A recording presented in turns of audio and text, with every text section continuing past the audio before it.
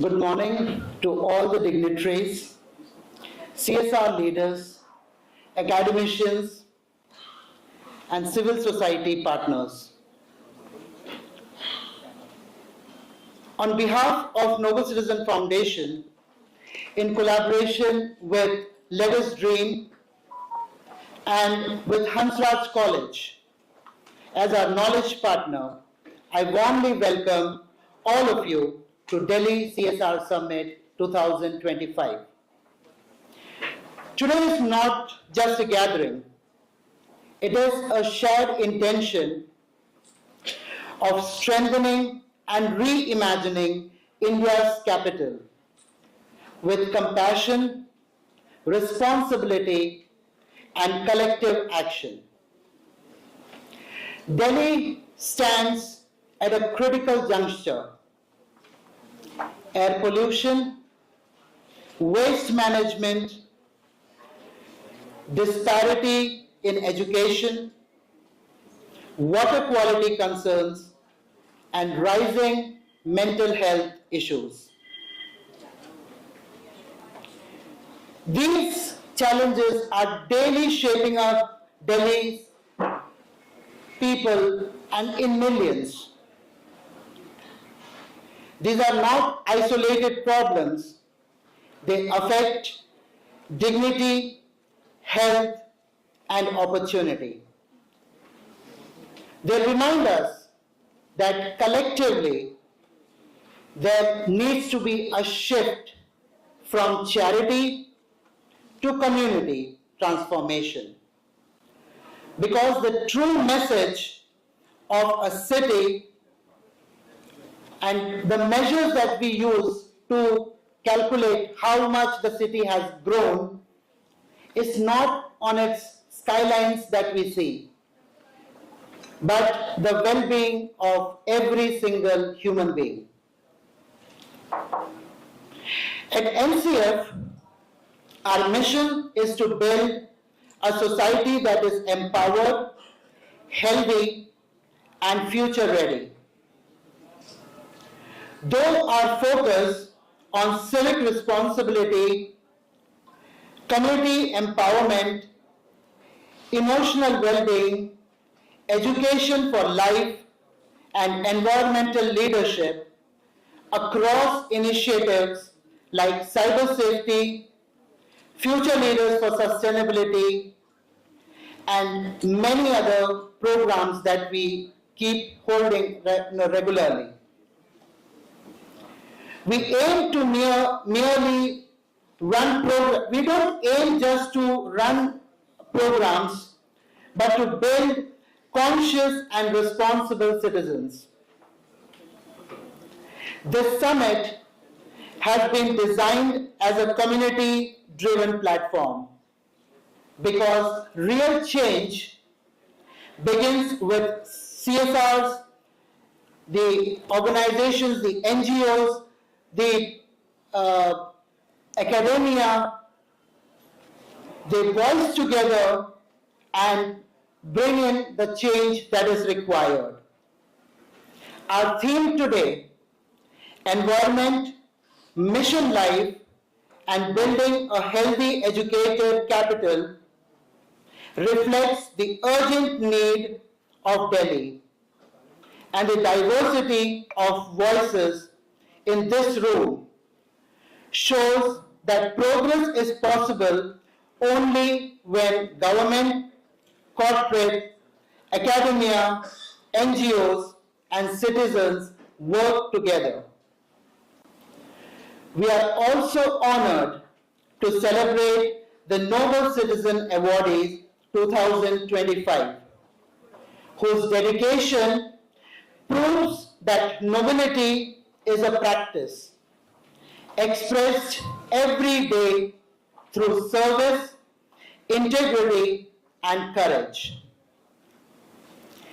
As we begin, I invite each of you to form a meaningful partnership, co-create scalability and community-rooted model, and prioritize both emotional and environmental well-being. When CSR leaders operate with emotional intelligence, listening deeply, responding thoughtfully, and collaborating with humility, we shift from temporary invitations, intentions, and we move to sustainable transformation. And as we move through the summit, let us remind and remember that cities evolve not only through policies, but through people who are self-aware, compassionate, and conscious. Emotional intelligence is not a soft skill. It is a civic skill, a leadership skill, and a spiritual anchor. Every empathetic dialogue, every inclusive decision, every act rooted in awareness contributes to the emotional and moral fabric of Delhi. If we nurture this city with courage, compassion, and presence, Delhi will rise to reflect the best within us. Let's today mark the beginning of a shared journey towards a cleaner, kinder, and more responsible capital. Let us not just discuss CSR, let us redefine and elevate it for the future of Delhi and the generations to come. Thank you for patiently listening to me. Thank you so much. And you all are welcome to this program. Thank you. Thank you, sir. Your words beautifully capture the spirit and the purpose behind today's summit. They remind us that real change is not created by one individual alone, but by a community of committed to compassion, collaboration, and continuity. Following such an inspiring welcome, may I now humbly invite our distinguished dignitaries, Shri Priyank Kanungu sir, Father Lijo Thomas, Sonia Yadav ma'am, Dr. Pooja Jha Mehti, and Mr. Asim Khan sir, to kindly join us on the stage and bless this gathering with their august presence. Good morning, everyone. It is truly an honor. I am truly humbled to stand before you to attend the first community conference in Delhi. At the same time, Hyderabad, the same conference is going on. So community conference, when I was attending like this, one of the students, when I was during my college days, big conferences I hated. The reason is most of the points what they were talking went above my head. I didn't understand anything. I stood, I would pick the last seats, stay there for the attendance. I don't know how many of you can connect with me, but I was that. During that time, I was thinking, if these people come and talk something which is from their heart, and what they do. So when I got a chance in the future, later days, I got a chance to do some kind of community outreach program for socially, psychosocially low-performing or underperforming kids in our communities, different parts of the country. I got to connect with so many other people who are actually doing much bigger than that. That was actually inspired me to continue.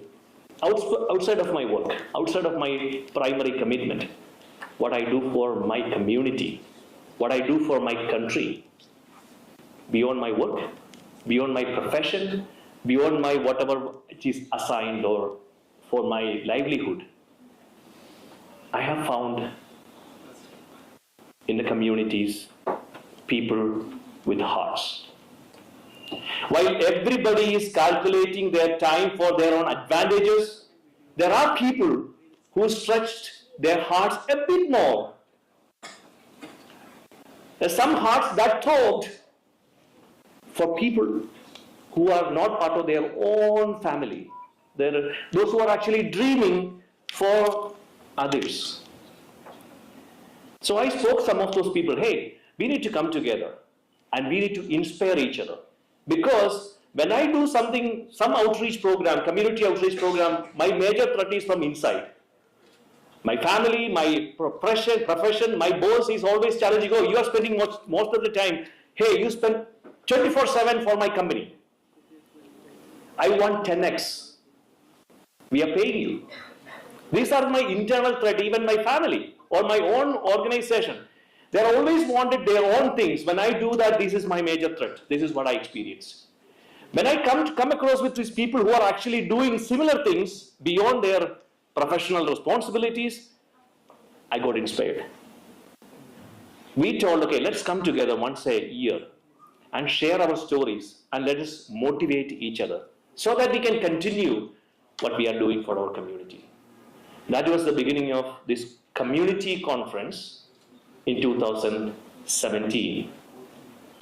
Now this community conference is expanded right now, 9, 10 locations in a year it is happening. Next Saturday, that is happening in Chennai and in Trivandrum. Last Friday, it was in New York, Binghamton University. Previous Thursday, it happened in Louisiana, University of Louisiana, Monroe. These are all universities are hosting people who are actually doing for the community. Thank you, each and every one of you who are gathered here today. We know that Saturdays we are truly looking forward to have a stay out of the work and our private time, our personal time, family time.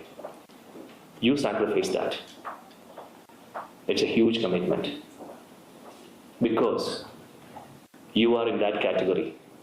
You have a heart, an extended heart for our community. Thank you for coming over and sharing these stories, your own stories, our own stories, and stories of failures, and stories of successes, and stories of successful models and failure models to our younger generation. And this is a true education. All other things, ChatGPT will take care of. So let us convey the humanness, what is uniting all of us. I'm not against bridges. Sometimes we need identity, uniqueness. These are all important, you know. Walls are important. But creating a bridge is very important. Where what is our youngsters and universities mixing, all the universities and colleges have their own competitions. It's okay, your identity is fine. But still, we can come together. This is the beauty of this particular conference. Hansraj College and Christ University, some other colleges, they are all coming together and virtually they are organizing it together. They are learning and connecting each other beyond that fences that we all create. My dear friends, we need to continue coming together.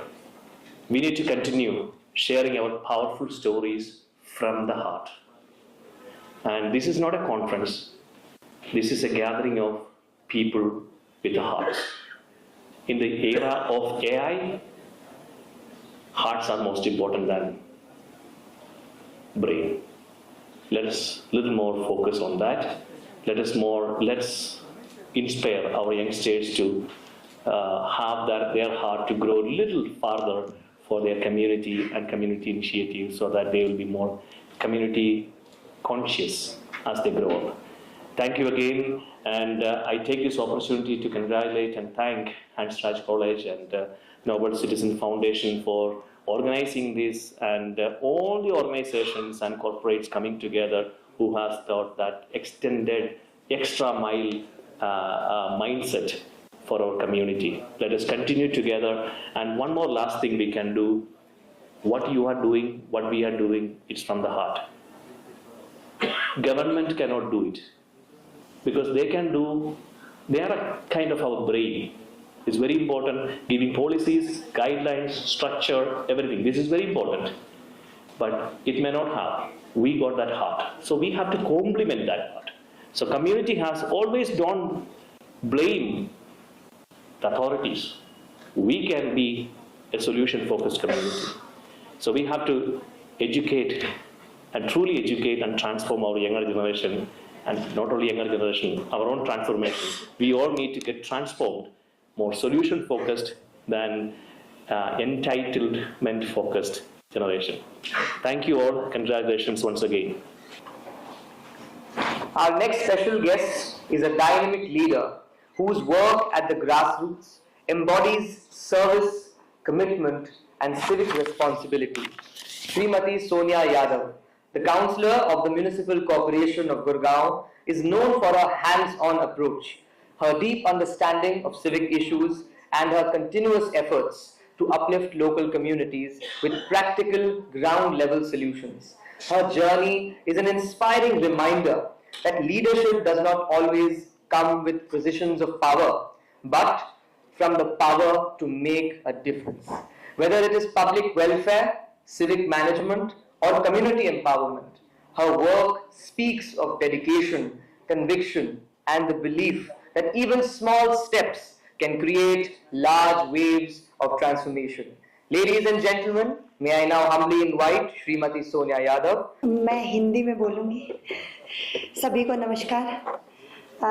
मंच पे बैठे हुए बहुत ही आदर और सम्मान के योग्य भाई कह लीजिए, मेरे मेंटोर कह लीजिए, प्रियंका ननगू जी, मंच पे बैठे हुए असीम जी, Thomas ji and Priya ji, और सभी सामने बैठे हुए सम्मानित जन, प्यारे बच्चों, आप सभी का यहाँ पहुँचने पे हार्दिक अभिनंदन, स्वागत और सभी को नमस्कार। मेरे बारे में कुछ ज़्यादा ही बोल दिया, इतना ऐसा नहीं है, बट थोड़ी सी जर्नी स्टार्ट हुई थी एक समाज सेवा के रूप में, फिर एक पॉलिटिकल, वो भी समाज सेवा ही थी। पॉलिटिक्स में सभी कहते हैं कि राजनेता बन जाते हैं, ऐसा कुछ है, बट नहीं, ऐसा नहीं है, वो भी एक समाज सेवा ही होती है।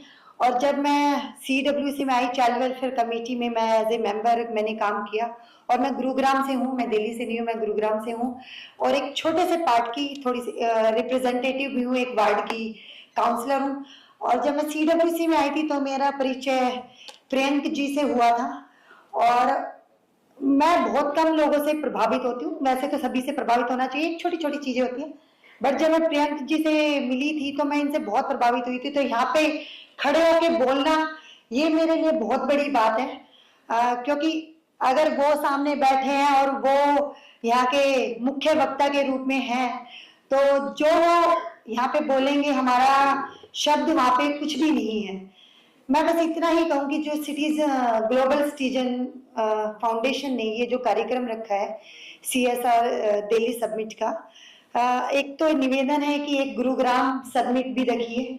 मैं आपसे भी निवेदन करूंगी कि आप भी उसमें आइएगा, और एक प्रोग्राम, क्योंकि गुरुग्राम को भी विश्व पटल पे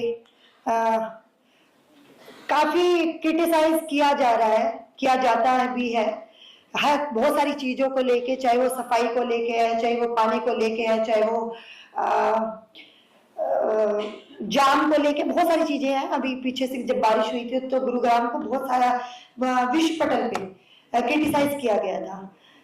तो बहुत काम है करने का, ऐसा नहीं कि दिल्ली में ही है या और क्षेत्रों में, गुरुग्राम भी और हरियाणा भी एक क्षेत्र है जहाँ पे हम बहुत काम कर सकते हैं। और यहाँ पे बड़ी बड़ी डिग्निटरीज बैठी हुई है, मैं तो कुछ भी नहीं हूँ आप लोगों के सामने, बट आप लोगों से यही निवेदन करूंगी कि जिस तरह से आप समाज के लिए काम कर रहे हैं बहुत जरूरी है।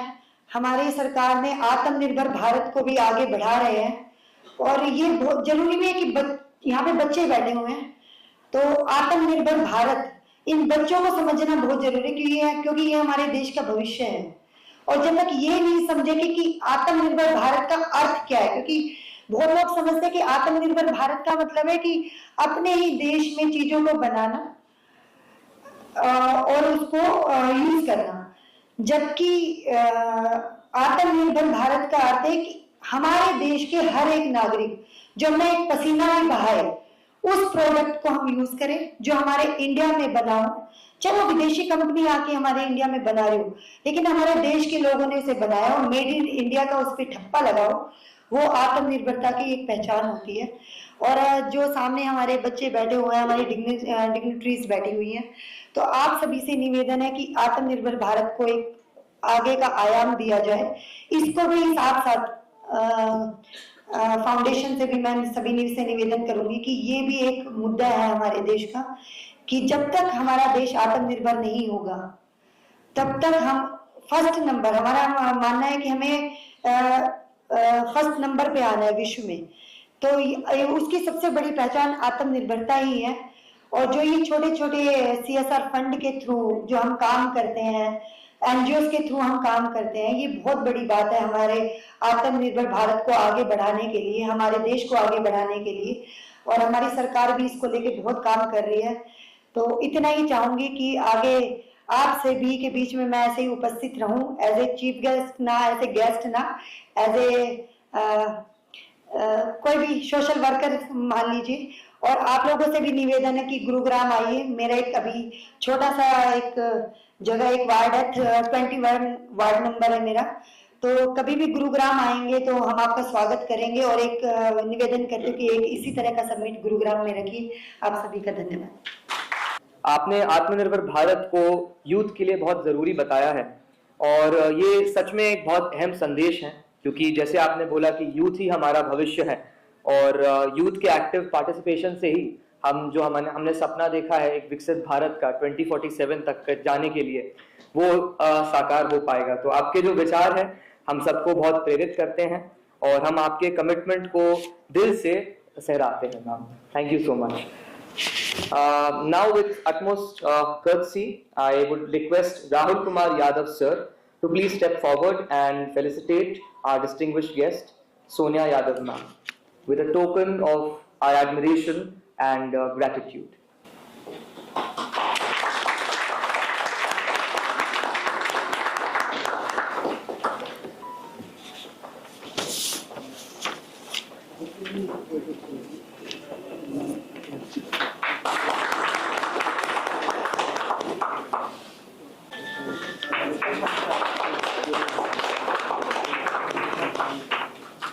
College is known for her clarity of thought, academic excellence, and her commitment to guiding young learners towards critical thinking and responsible citizenship. Beyond the classroom, she is actively engaged in mentoring students, promoting awareness on social issues, and encouraging the youth to become agents of change. Ladies and gentlemen, I now invite ma'am to kindly address our gathering and share her reflections. Please, ma'am. Thank you so much for your kind words. Thank you. Good morning to everyone present here. On behalf of Hansraj College, University of Delhi, it gives me an immense pleasure to welcome you all to the Delhi CSR Summit 2025, a collaborative effort aimed to derive sustainable community-led development for our national capital. Before we begin, allow me to share a few words about the institution that proudly hosts all of us today. Hansraj College is one of the largest and most prestigious constituent colleges of the University of Delhi. It is established on 26 August 1948 by the DAV College Managing Committee. The college stands as a living tribute to Maharishi Dayanand Saraswati and Mahatma Hansraj. These are the visionaries who dedicated their whole life to spread the light of knowledge. Over the past 77 remarkable years, the college has grown into a premier center of teaching and research, offering diverse programs in sciences, commerce, and arts to more than 5,000 students. Hansraj College has consistently excelled in academics, sports, and co-curricular activities, producing generation of scholars, bureaucrats, entrepreneurs, researchers, and sportspersons who serve not only the nation but also the global community. A testament to this excellence is the college's outstanding achievement of securing NIRF rank 3 among all colleges in India. So, reframing its national leadership in quality education, research, and holistic development. Today, as we gather here, we do so with pride, knowing that this summit is being held within the halls of an institution that stand among the very best in the country. At the onset, I extend my heartfelt welcome to Mr. Sahil Kaushal sir and Mr. Justin Matthew for their remarkable vision, commitment and dedication towards building empowered and future-ready communities. We are honored to host this meaningful summit as Hansraj College. It's my privilege to welcome our esteemed chief guest, Shri Priyank Kanungo sir, Honorable Member of National Human Rights Commission, Government of India. We are having keynote speakers, distinguished panelists like Mr. Brijesh Chaudhary, Mr. Asim Khan, Mr. Anuj Kumar Bhatia, Mr. Ramhoot sir, Dr. K.K. Upadhyay, Dr. Rachna Bhattacharya, Dr. Vivek Chaudhary. They all are are today's panelists, CSR leaders, developmental professionals, academicians, and young volunteers who have joined us today. So welcome you all. Your presence enriches this platform, bringing together wisdom, experience, and shared purpose of rebuilding Delhi through the sustainable CSR action. A very special welcome to Father Lijo Thomas, Director and Dean Christ University, Lavasa Campus, Srimati Sonia Yadav, Councillor, Municipal Corporation, Gurugram, Asim Khan, welcome, and all our distinguished dignitaries who have graced this occasion with their blessings and insight. We are also deeply honored to host leaders from TERI, UNICEF India, Cadence, BIMTech, Grant Thornton Bharat, BSES Yamuna Power Limited, AU Foundation, and several other esteemed institutions who continue to champion the cause of social responsibility and environmental stewardship. Today's summit is not merely an academic gathering, it's a call to action. Delhi stands at a very crucial juncture, facing deep-rooted environmental and social challenges. This platform allows us to rethink, realign, and reimagine how CSR can meaningfully contribute to rebuild the capital of Bharat. I am confident that discussions, keynote addresses, and panel deliberations today will inspire partnership, ignite innovative thoughts, and pave the way for sustainable, scalable, and community-driven initiatives. Once again, I warmly welcome you all to Hansraj College. Thank you for being part of this collective endeavor for a better, greener, and more resilient Delhi. Thank you. Thank you very much, ma'am, for your inspiring words, and you beautifully highlighted how this is such a proud moment for the entire college in order to host such a remarkable event where multiple organizations and dignitaries from various fields are coming and joining us. And your reminder that this is not just merely an academic gathering, but a true call to action. It resonates deeply, I believe, with all of us. And your thoughts motivate us to come together and drive meaningful change. Now, I would like to invite Saurabh Sengupta sir to felicitate our honored guest, Dr. Pooja Jha.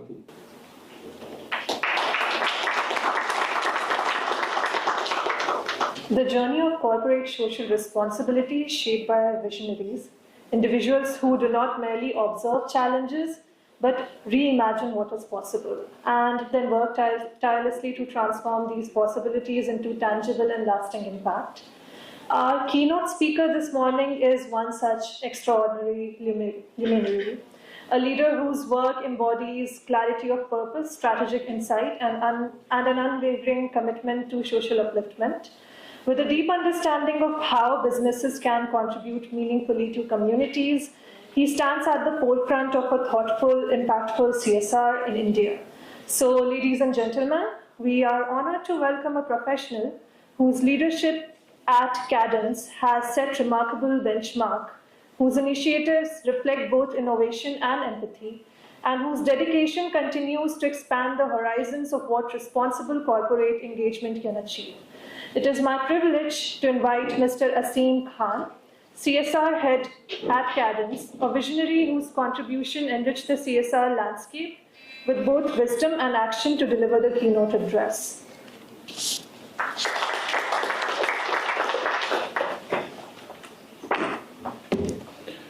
नमस्कार साथियों, मेरा नाम आसिम है और ये पहली बार है जब मुझे की नोट एड्रेस देने का मौका मिला। तो थोड़ा आपका भी प्रिविलेज और मेरा भी कि हो सकता है कि मैं कुछ नए तरीके का की नोट एड्रेस दे दूं। ना मैंने मेरे पास ना कोई प्रिंट आउट है, ना मोबाइल पे मैं देख रहा हूँ, तो जो भी संवाद है वो एकदम डायरेक्ट है, ठीक है। और शुरू में इस चीज से करना चाहता हूँ कि पहले इंग्लिश में कहते हैं फर्स्ट थिंग्स फर्स्ट, तो पहले तो साहिल और जस्टिन को मुबारकबाद इस प्रोग्राम के लिए हम लोग दे रहे हैं। और सिर्फ साहिल और जस्टिन नहीं, मुझे लगता है प्रेरणा और अतिया को भी हमें, जो उनके बेटर हाफ्स हैं, they are the strengths behind their ideas, उनके लिए भी एक बार तालियां होनी चाहिए। Ladies and gentlemen, it is not easy to be a CSR manager in a CSR summit. Let me be very honest. क्योंकि there are so many NGOs who are working their hearts out. They are on the ground. They have good ideas, but the landscape of CSR is unfortunately not that high. There is not so much of fund that it can feed everybody. Like Bible says, sir, there is so much of harvest, but such less labor. वही वाला हाल CSR का भी है. So many a times you listen to NGOs and you try to see where is the alignment, but you are not able to get back because you don't have that much of funds or the CSR policy doesn't align. तो ऐसे में we try and there have been NGOs जिनका number तीसरे और चौथे साल में आता है कि 2-3 साल में तो आप नहीं काम कर पाए क्योंकि ऑलरेडी एक पाइपलाइन डेवलप्ड है। आज स्पेसिफिकली अगर हम बैठे हैं दिल्ली CSR समिट में, तो we should also speak about the issues pertinent to Delhi or specific to Delhi. Though there are very not so many issues that don't align to the rest of the country, but there are obviously specific issues in a specific area. अगर आप दिल्ली की बात कर रहे हो तो and it would be false to imagine Delhi without the peripheries, like we call the Delhi NCR, National Capital Region. So if you are talking about Delhi, you should also talk about Ghaziabad, Faridabad, Noida, and how we should protect our peripheries also. कई सारे CSR summits में जो मैं गया हूँ, जो regional specific होती है, जैसे केरला गया हूँ या कश्मीर भी गया हूँ और भी स्टेट्स में मैं गया हूँ, उन सब स्टेट्स की प्रॉब्लम ये थी कि वहां पे CSR का फंड्स फ्लो ही नहीं हो रहा है, 1%, 2% और may be even less, 0.5% in Pondicherry, states like Andaman. But Delhi का वो इशू नहीं, दिल्ली को हमेशा से ही अच्छे फंड्स मिले हैं, हमेशा से ही दिल्ली टॉप 5, टॉप 4 में रहा है, बट फिर भी इश्यूज इस बार अलग हैं बाकी के स्टेट्स। इश्यूज क्यों अलग हैं? क्योंकि यहाँ की जो हेड काउंट है, जो क्षेत्रफल है, वो बहुत डेंस है। The population is very dense in these areas, and that is why it becomes difficult to plan and execute. And the challenges that Delhi is facing, everybody knows about the air quality challenges, everybody knows about a lot of challenges that Delhi is facing. But the challenge here is also the water challenge. कई सारे water के जो हमने अभी कुछ इंक्यूबेशंस explore करने की कोशिश करे, वो इंक्यूबेशंस थे जो ह्यूमिडिटी से कन्वर्ट करके वाटर बना रहे थे। वो सिर्फ ट्रॉपिकल एरियाज में हो सकता है, दिल्ली के पास वो भी सौभाग्य नहीं है क्योंकि वो ट्रॉपिकल एरिया नहीं है, तो वो सोल्यूशन इंप्लीमेंट नहीं हो पाएगा। और अभी ड्राई एरिया के लिए वो सोल्यूशन के एयर से वाटर बना देना, अभी उसमें समय लगेगा। It is an evolving technique and may be it will come around 2030, but the contamination of water is a huge issue which needs to be addressed ASAP. The air quality, और air quality में सिर्फ दिल्ली का contribution नहीं है, वो कहते हैं कि अरावली और हिमालयाज के बीच में एक बाउल बन जाता है, एक कटोरी जिसे कहते हैं, and that is why the entire air settles down here. We are doing a project to protect the Delhi air. We are doing a project in Haryana in 15 villages where we are working with 2000 plus farmers so that they don't burn the stubble. अब ये करना पड़ेगा आपको अगर आपको दिल्ली को protect करना है। क्या सिक्योरिटी एक इशू है दिल्ली में, हमें अपने आप से पूछना पड़ेगा। तो व्हाट आर द इश्यूज?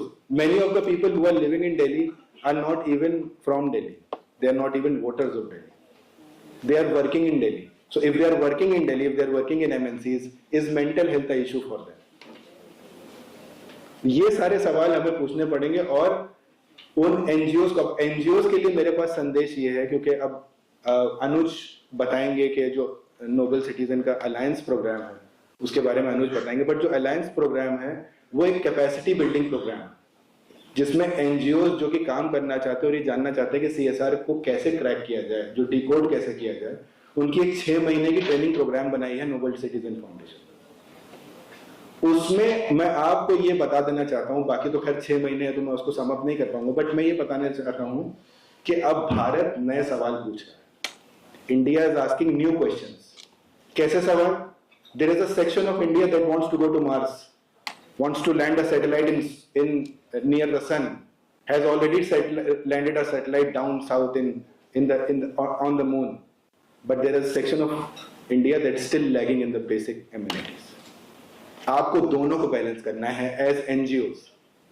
अगर आप ओनस सारा का सारा कॉर्पोरेट पे है कि वही देखेंगे वही आएंगे, तो आपको अपने सोशल मीडिया को एक्टिव करना पड़ेगा और राइट तरीके से स्ट्रेटेजिकली टैप करना पड़ेगा corporates.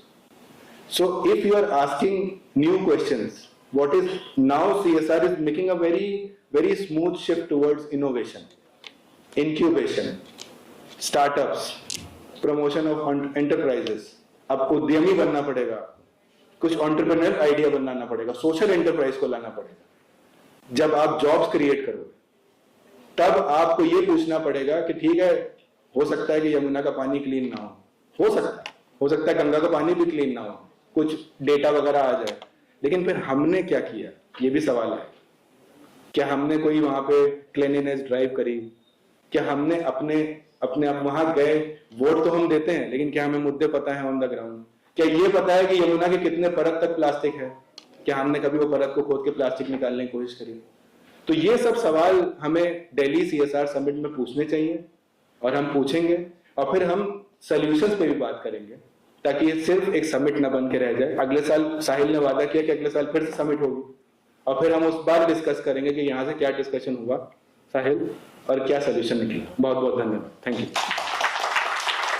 Thank you, sir, for your inspiring thoughts. And now we gather for a moment of immense pride, the much anticipated launch of Asim sir's book. A book is far more than ink on paper. It is wisdom distilled, experience captured, and knowledge offered as a legacy to society. Today, we honor that contribution. So may I now invite our esteemed dignitaries, Shri Priyanka Ma'am, Dr. Rambhuj sir, Dr. KK sir, Justin sir, Sahil sir, and Dr. Archana ma'am to kindly join us on stage for this honored unveiling. एक मैं थोड़ा सा ये बता देता हूँ कि एक किताब मैंने लिखी थी जो साल की स्टार्टिंग में आई थी, उसका नाम है सोशल वर्क ड्यूरिंग वॉर। अब आप जानते हैं कि बहुत सारे वॉर्स चल रहे हैं दुनिया में, बट उसमें NGOs और सोशल वर्क और आर्मी से रिलेटेड जितने भी सोशल वर्क के एक्टिविटीज हुए हैं उनकी क्या भूमिका रही है उस चीज को कर्टेल करने में, उस पर एक बुक है जिसको हम आज लॉन्च करने जा रहे हैं। तो आपके तालियों के साथ कृपया हम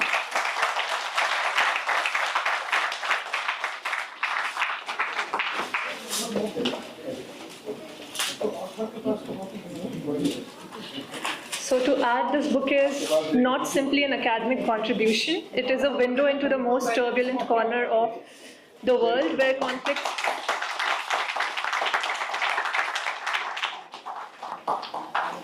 conflicts tear apart landscape but cannot extinguish the unwavering spirit of humanitarian service. So we are really grateful that we are getting to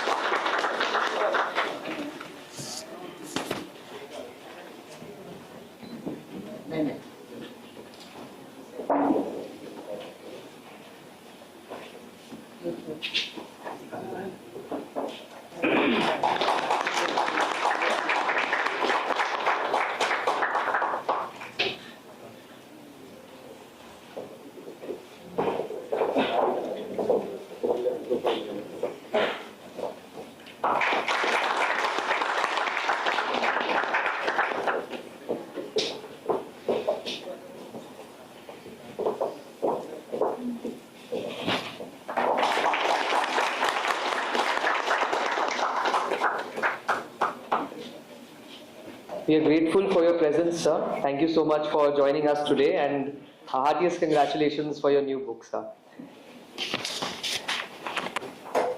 We are indeed privileged to be graced by a personality whose work stands tall in the realm of human rights, justice, and dignity. A national figure who has dedicated years to ensuring that voices, especially those in children and vulnerable citizens, are heard, protected, and upheld. A man who has served as the nation's youngest ever chairperson of the National Commission for Protection of Child Rights, leading the Commission for 2 consecutive terms, a man who has authored meaningful literature, modernized monitoring systems, and launched digital reforms, and continues to bring clarity, strength, and humanity to every role he assumes. Ladies and gentlemen, it is my honor to invite our chief guest, Shri Priyank Kanungu, Member, National Human Rights Commission, Government of India, to address the gathering. Please, sir. नमस्ते।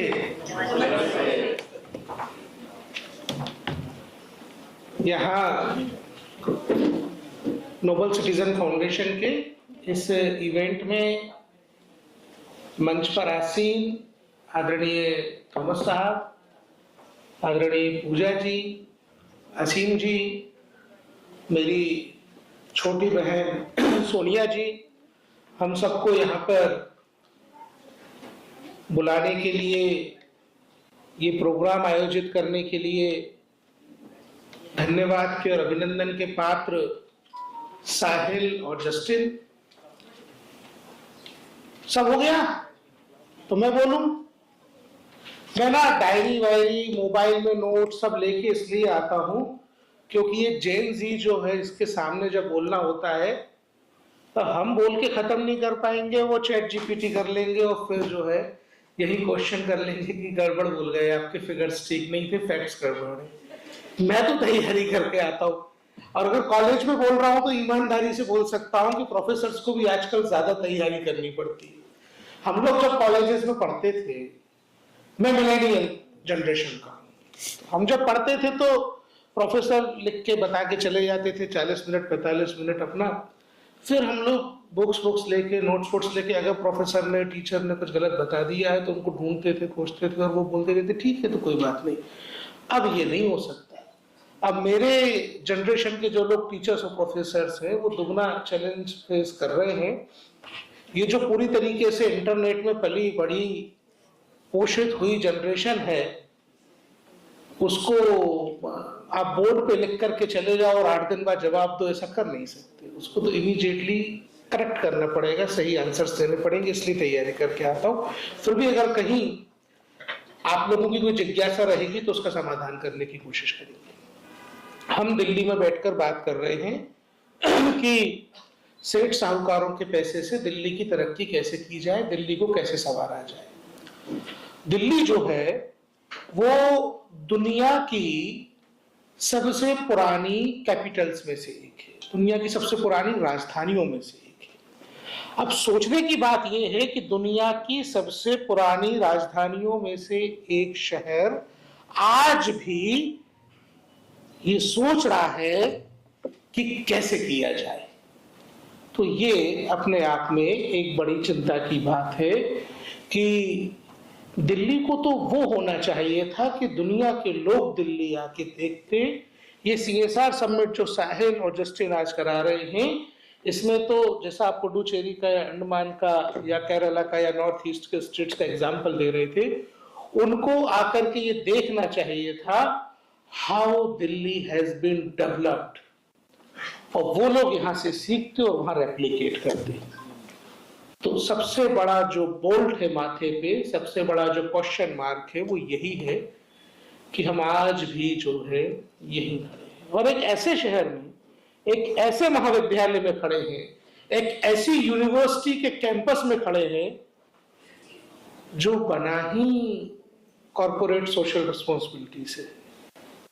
सोचिए, भारत में corporate social responsibility की बात करना as an mandatory provision of companies act कितना विरोधाभासी है। इस यूनिवर्सिटी में आप प्रोफेसर्स हैं, मूर्धन्य विद्वान हैं,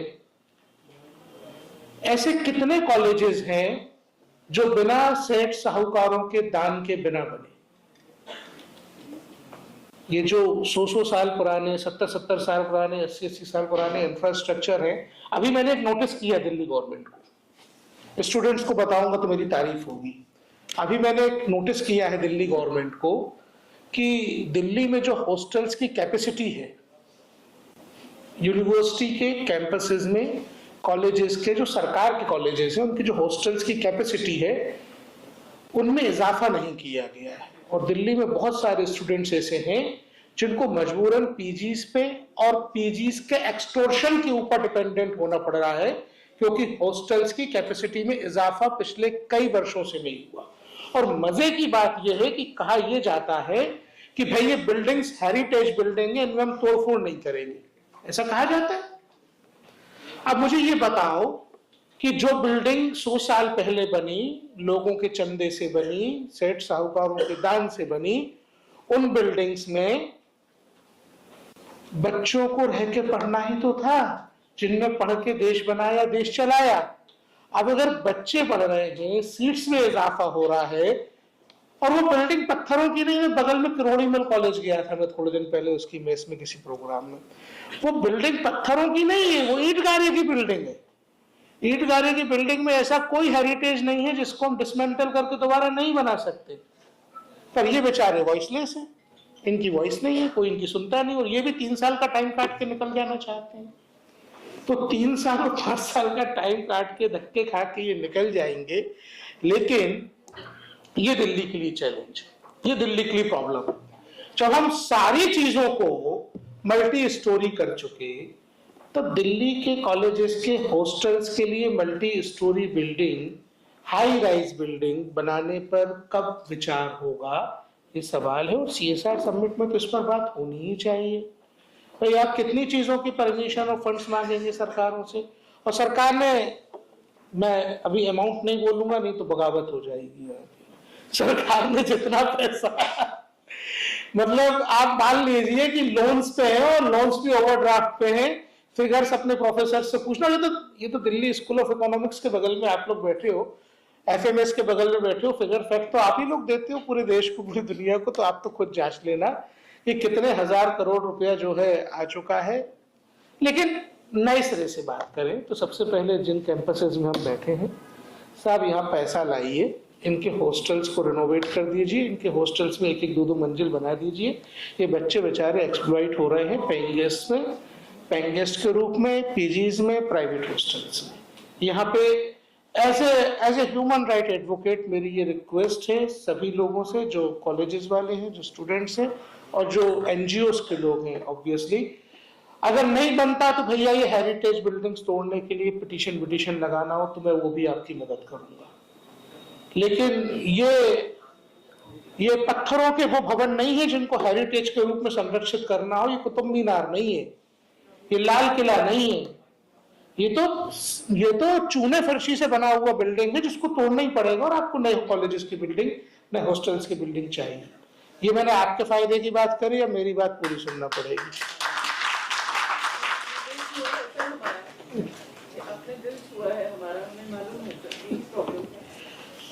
अब अपन मुद्दे की बात पे आते हैं, तो मेरी बात अब आपको पूरी सुननी पड़ेगी, मैं लिख के लाया हूं इसलिए। देखो ऐसा है कि भारत में जो CSR का एक्सपेंडिचर है वो 10% पर ईयर की दर से बढ़ रहा है।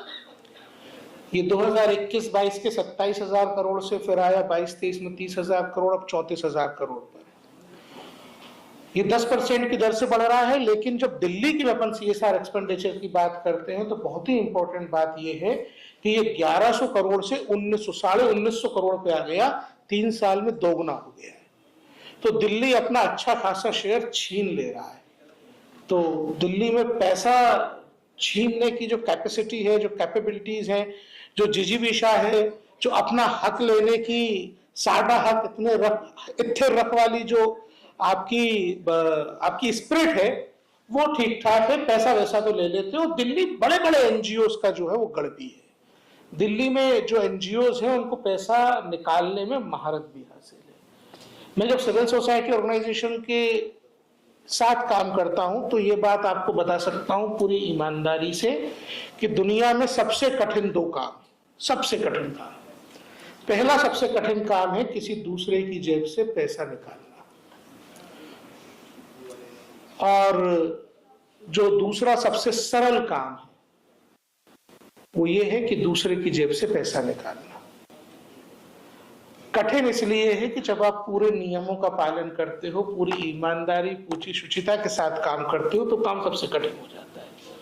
और आप जरा सा टिल्ट कर दो, जरा सी बेईमानी को अख्तियार कर लो, तो सबसे आसान काम भी किसी की जेब से पैसा निकालना हो जाता है।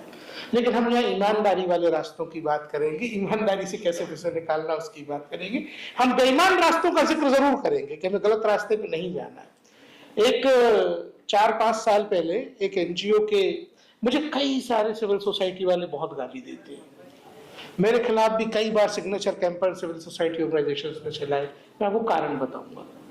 एक कैनेडियन एनजीओ इंडिया में एस्टेब्लिश हुआ, कैन असिस्ट उसका नाम था, और वो कैनेडियन एयरवेज की CSR से चलने वाला एक एनजीओ था। उन्होंने FCRA अप्रूवल्स नहीं लिए, कोई क्लियरेंस नहीं ली, और मजे की बात यह है कि जिन इंस्टीट्यूशन को वो पैसा दे रहे थे वो इंस्टीट्यूशंस शाहीन बाग के प्रोटेस्ट को स्पॉन्सर कर रहे थे। ये गड़बड़ी है, हमको इन गड़बड़ियों से बचना है। ऐसी ऑर्गेनाइजेशंस के बारे में हमको जानना भी पड़ेगा। ये वो आसान रास्ते हैं जिनसे पैसा लिया जा सकता है। अब जब पैसा लेने की सिविल सोसाइटी ऑर्गेनाइजेशंस की बात है तो इसमें एक बात जो सबसे इंपॉर्टेंट है वो ये है कि कोई अगर आपको पैसा देता है तो पैसे के साथ अपना विचार भी देता है। हमारे विचार की ताकत में महात्मा गांधी जैसी दृढ़ता और शुचिता होनी चाहिए। महात्मा गांधी ने उस समय का, आज से 100 साल पहले का, ऐसा कोई कॉर्पोरेट हाउस नहीं है जिससे आजादी के आंदोलन में मदद नहीं ली, ऐसा कोई नहीं। लेकिन मजाल है कि कोई महात्मा गांधी को उनके प्रिंसिपल्स पर से डिगा पाया। तो जो सिविल सोसाइटी ऑर्गेनाइजेशन है, जो पब्लिक मूवमेंट्स है, जो लोग हैं, जो जनता है, जिनके लिए सोशल रिस्पॉन्सिबिलिटी है, उनको अपने विचारों में इतनी ताकत, इतनी दृढ़ता और इतनी शुचिता रखनी पड़ेगी कि कोई आपको अपने प्रिंसिपल से नहीं हिला पाए। पैसा देने के लिए लोग लाइन लगाएंगे। मैं ईमानदारी से कहता हूं कि जब महात्मा गांधी ने दांडी यात्रा की, नमक सत्याग्रह किया, महात्मा गांधी ने तो खोड़ा का आंदोलन किया, महात्मा गांधी ने तो भारत से नील का सत्याग्रह करके पूरी की पूरी नील की खेती खत्म करवा दी। महात्मा गांधी ने एक्सप्लॉयटेटिव प्रैक्टिसेस जो कॉर्पोरेट्स की थी उनके खिलाफ दुनिया के सबसे बड़े आंदोलन किए, और उसके बावजूद बिना एक्सटोर्शन के, बिना ब्लैकमेलिंग के, बिना किसी को धमकाए, शुद्ध मन से, शुचिता के साथ लोग लाइन में लगकर उनको पैसा देने आते थे। लेकिन क्या आज अगर महात्मा गांधी होती, महात्मा गांधी के जाने के हम लगभग 75-80 साल बाद आज ये बात करते हैं, अगर 77 साल बाद आज महात्मा गांधी होते तो क्या उसी कॉर्पोरेट हाउस वाले के घर में उनको गोली लगती जिसमें वो थे? कॉर्पोरेट सोशल रिस्पॉन्सिबिलिटी की बात करने वालों से मैं एक एग्जांपल देके बात करता हूं। किसका घर था वो? बिरला का। एक और बड़े कॉर्पोरेट थे जो महात्मा गांधी को बहुत सपोर्ट करते थे, वो बजाज फैमिली थी। तो वो बजाज सेवाश्रम हुआ करते थे, फिर वो बजाज ऑटो हो गए। यहाँ पे जो स्टूडेंट्स बैठे हैं मैं उनके सामने क्वेश्चन रख के जाना चाहता हूँ, आपसे उसके सॉल्यूशन की भी अपेक्षा है। पूरे भारत में, मैंने बच्चों के सेक्टर में बड़े दिन तक काम किया, पूरे भारत में आपका व्हीकल, 2 व्हीलर, 4 व्हीलर कहीं भी पंचर होता है। अब व्हीकल है तो पंचर होगा, आप लोग पंचर सुधरवाते हो। पूरे भारत में ऐसा शहर, ऐसा इलाका जहां पे पंचर सुधारने की दुकान पे बच्चों का एक्सप्लॉयटेशन नहीं होता, मुझे कोई नहीं बता पाया, और मैं खुद भी नहीं बना पाया अपने 9 साल के चाइल्ड कमीशन के कैरियर में। और उसका कारण आप जानते हैं क्या है? उसका कारण बजाज जैसे कॉर्पोरेट्स। मैं पूरे 9 साल के अपने कार्यकाल के दौरान मैकेनिक्स की दुकान में बच्चों का एक्सप्लॉयटेशन खत्म नहीं कर पाया, क्योंकि उसके लिए जिम्मेदार ये कॉर्पोरेट्स हैं। और इस बात को आप लोग स्टूडेंट्स हो, आप लोग रिसर्चर्स हो, आप पढ़िएगा।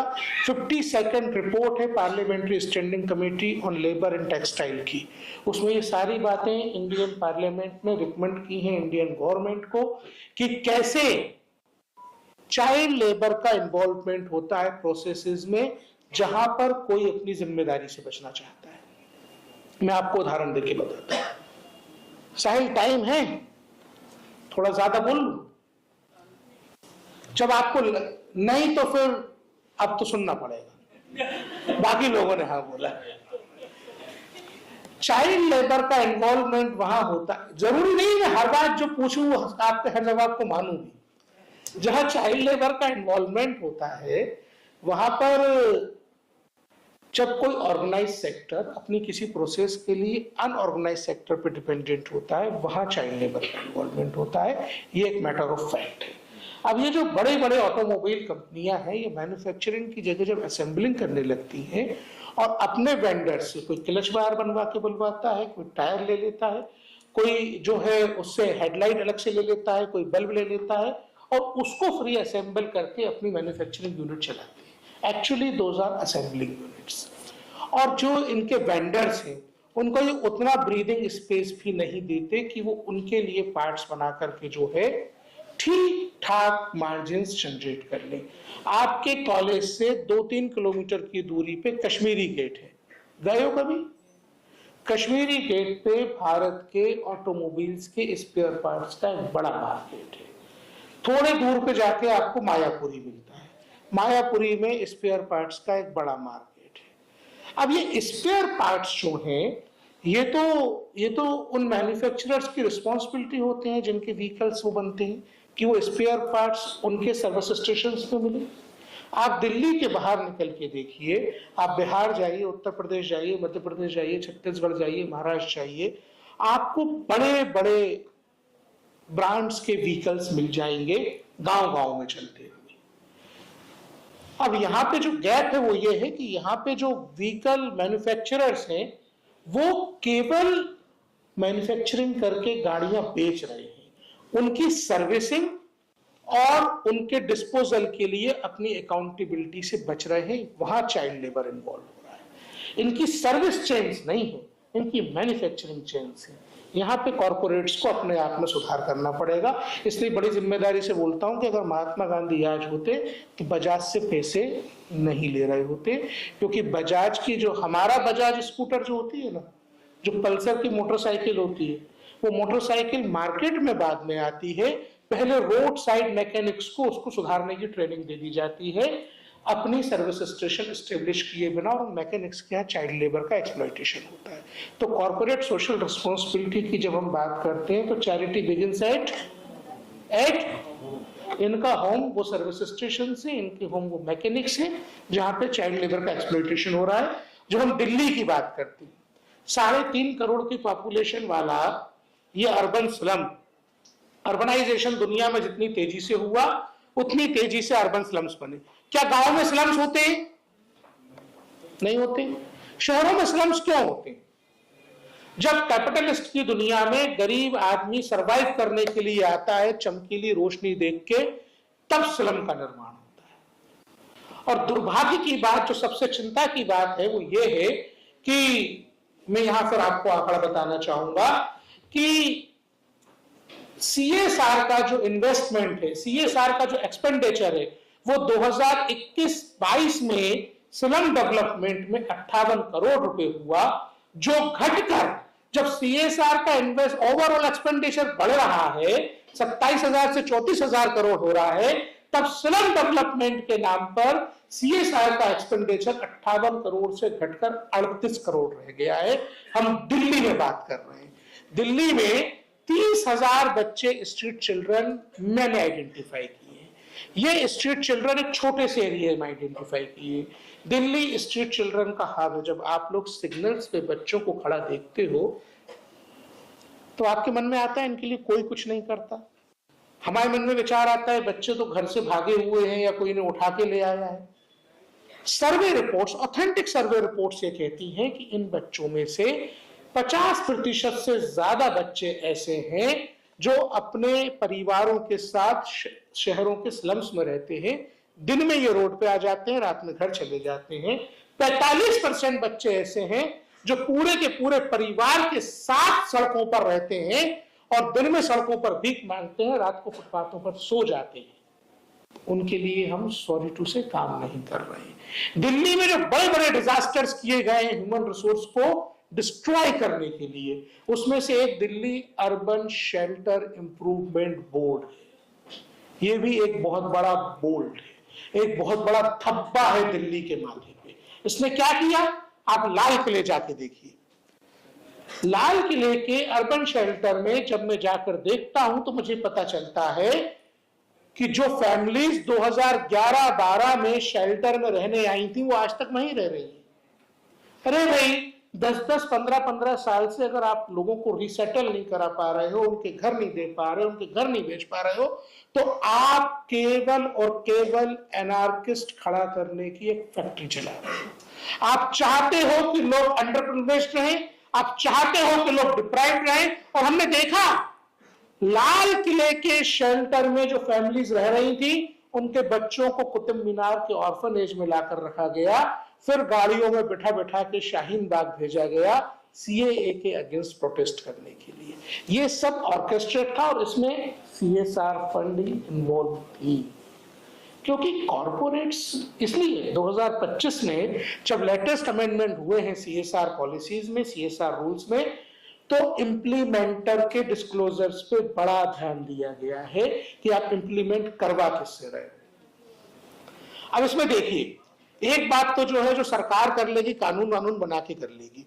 दूसरी बात जो बहुत इंपॉर्टेंट है, जिसको सोसाइटी करेगी, देखेगी, और जब तक समाज सवाल नहीं पूछेगा तब तक बड़े बड़े धब्बे बनते रहेंगे। आप सभी ने मुझे सुना, इसके लिए बहुत बहुत धन्यवाद।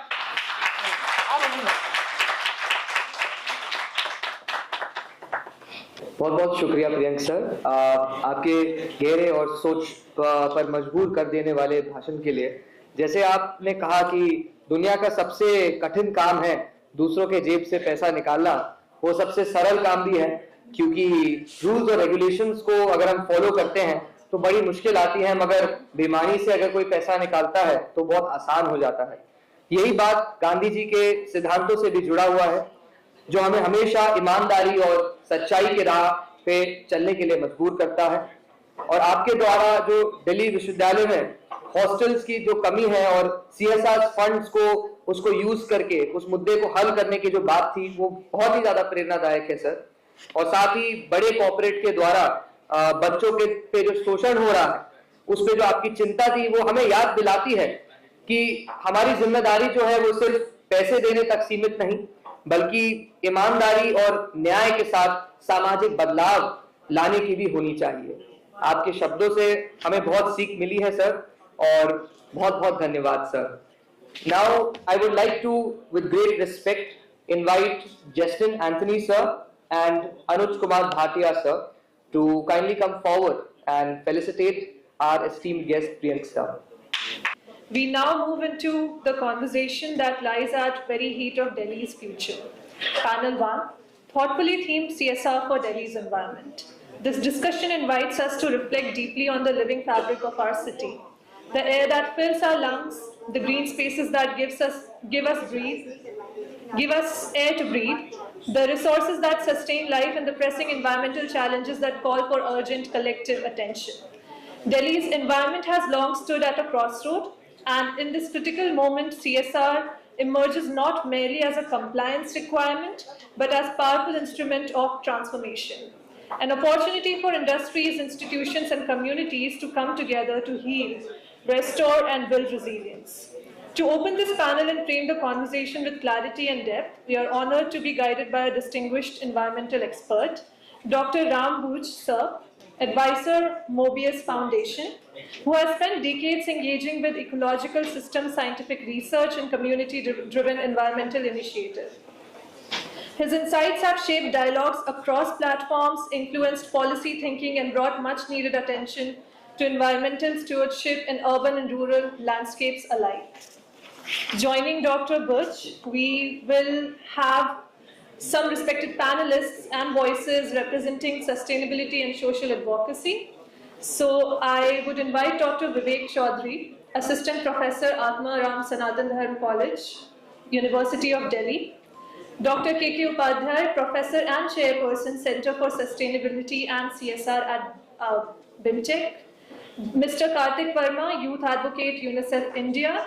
And Advocate Vikas Kumar Khera, Lead CSR Grand Thornton Bharat. Together they bring a rich diversity of perspective and experience that will deepen our understanding and inspire actionable solution for Delhi's environmental challenge. Now I invite Dr. Butch to lead us into this vital conversation.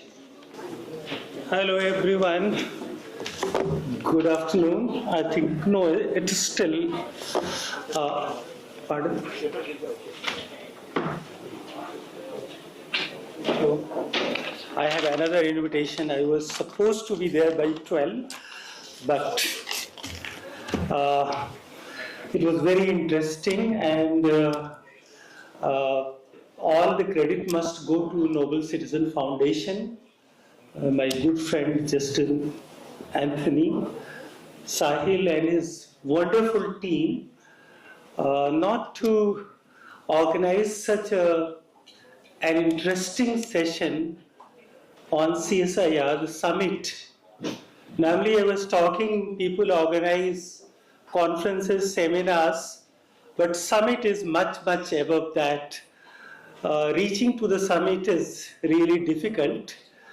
But he organized. There have been some commotion, and I think in this kind of the summits, these things are very common, because CSIR is a very complicated or complex subject, and the CSR ecosystem or landscape is also very, very complex. It's emerging and lot of challenges, and I hope at the end of the day there will be certain solutions.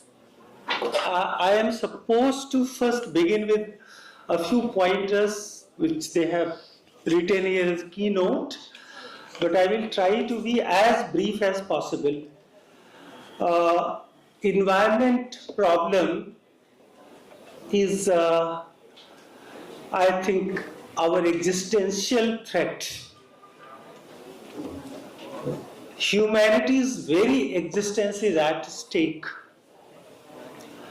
Whether you consider at a macro level, global level, we are having this climate change COP in Belém, Brazil. Right now it is happening there. 50,000 delegates from all over the world.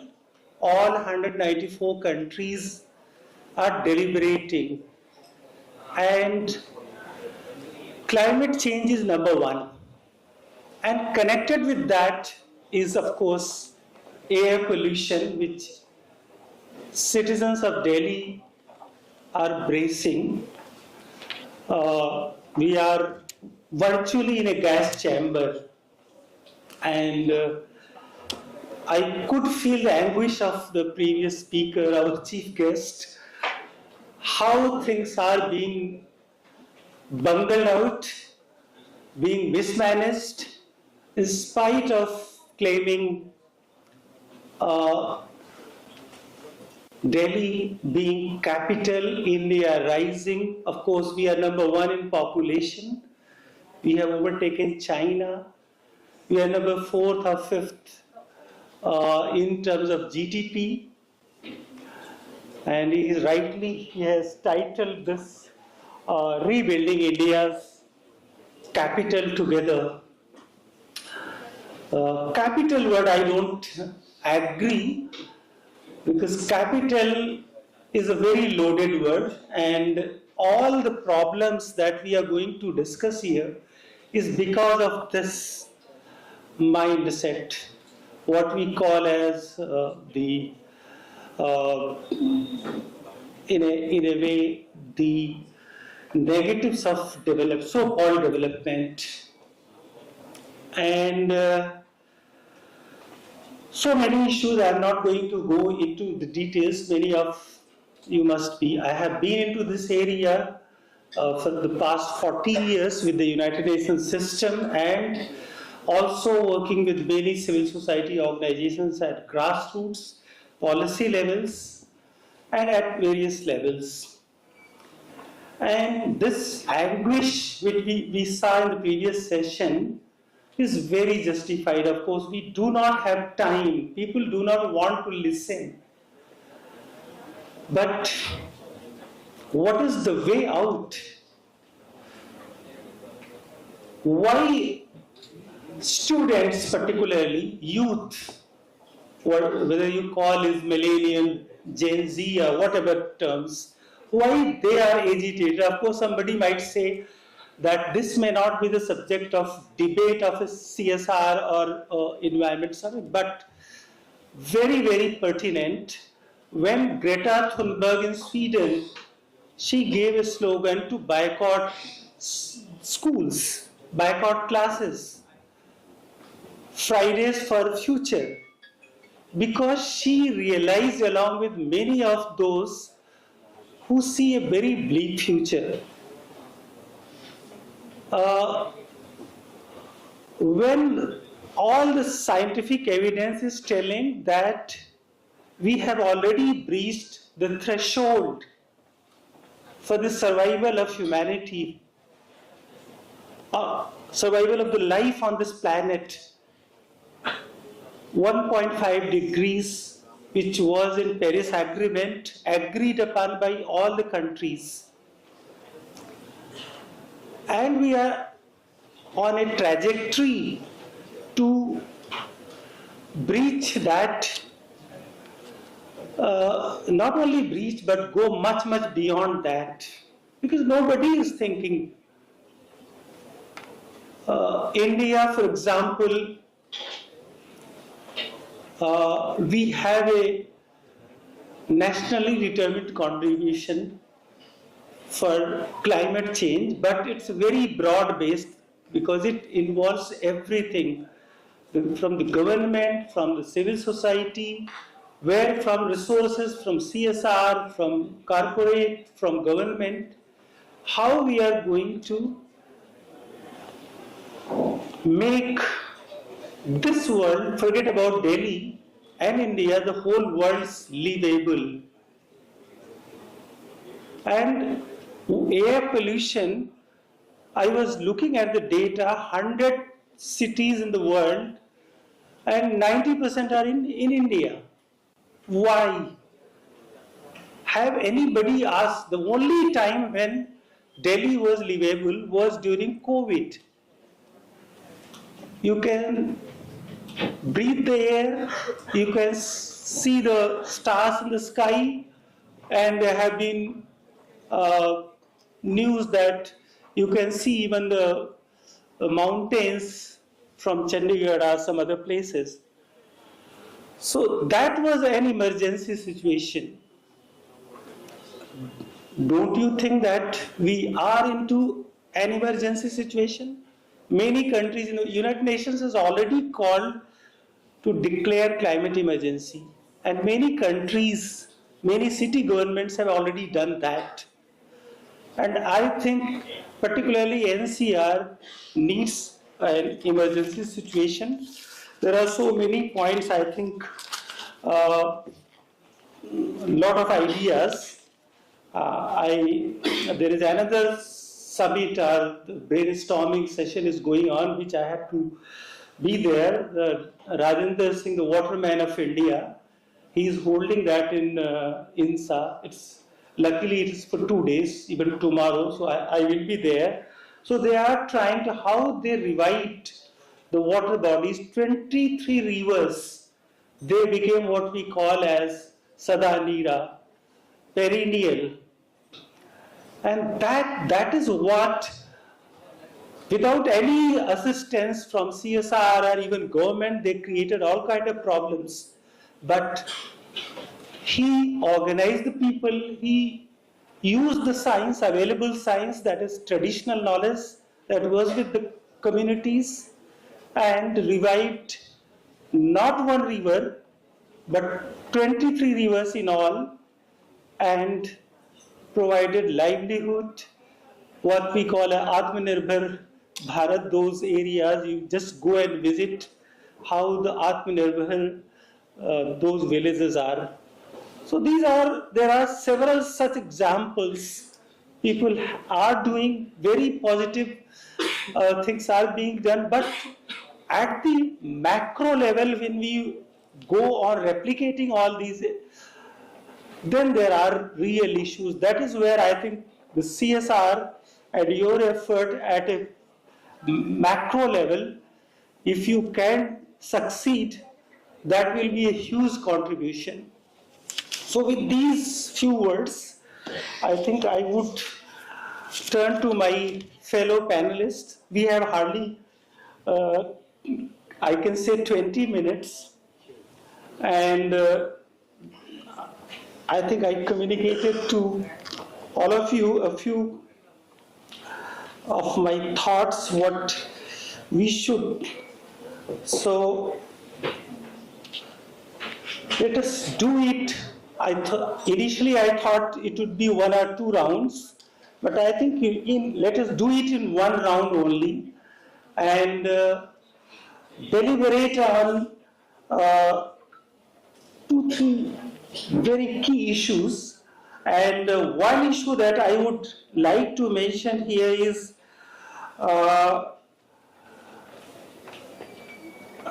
basically very common to all of you, that will be, but since you all are going to have just 1 round, about the big picture of CSR and accountability. I think our chief guest, he mentioned about accountability in a very, very loud term. What would be the accountability, and what is the landscape, the ecosystem according to you? That could be one area that you can deliberate upon. And then there will be your specific, if you have certain specific according to your area, your subject area, you can tell about, and finally maybe you can recommend 1 or 2 recommendations. So you all have 5 minutes each. So just 1 round and try to finish it. And I would first, I think we can start with you. Yeah, it would be. Good afternoon to all of you. I'm privileged to be here. Thank you. So I'm here because I have a many role that I'm playing right now in Delhi. I'm a teacher in one of Delhi University College. I am a scientist in charge in one of biodiversity park. And what I'm teaching is a natural resource management in one of Delhi University colleges. So I think everything, whatever we talk, whatever we think, whatever we recommend, it's pertinent to natural resource management. If we will do well manage our whatever resources we have, we can see better tomorrow. Okay, and it's very crucial for our upcoming generations. So now let us start. Unlike what Mr. Priyank was telling, that everything growing vertically, building everything. But unfortunately, we cannot grow forest vertically. We need whatever we have in Delhi to preserve, protect, and make it better. Unfortunately, Delhi have not 30%, approx 20% forest. And this 20%, shall I speak loudly? So this 20%, even if you talk about quality, they are not quality. They're just quantity green. And many of us teaching, like me and Dr. Pooja, all are teaching by botany, and we are teaching that 70% Delhi forest is not good for biodiversity, it's not good for citizens, it's not good for sustainability of this city. So what we are trying at the center, CMD, Delhi University, we are reviving those forests of entire Delhi. we are making it more enriched. It is all Bilhaiti kikar. You can see from here, entire in half of India, you can see Prosopis zulifera, which is popularly called Bilhaiti kikar. It's good for nothing.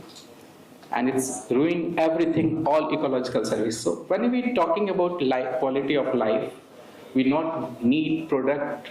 We need product from your companies or any companies. We need food. But more important, we need ecological services to sustain our life, to make it, meaningful life. And that ecological services is going down day by day in Delhi. And that is what we realize in gas chamber, because your ecological services not sustaining us, not supporting us, because they have you created problems, and its problems become non-tolerable to our natural resource ecosystem.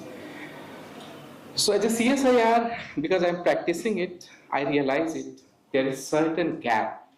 CSR or any companies, private companies or PSU is more liberal.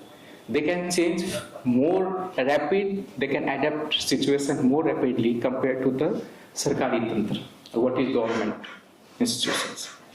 So what I realize, I have experienced two experiences, post-pandemic and pre-pandemic. Pre-pandemic, even public was not bothered about what environment. They think everything is plant, all green is plant. They need more concrete than forest. But now people perception, people lifestyle, people thought, people philosophy have changed completely. Then every citizen, even I have met thousands of retired persons, and they wanted to contribute in their retirement. So I say CSR as a now you can change. It's citizen social responsibility.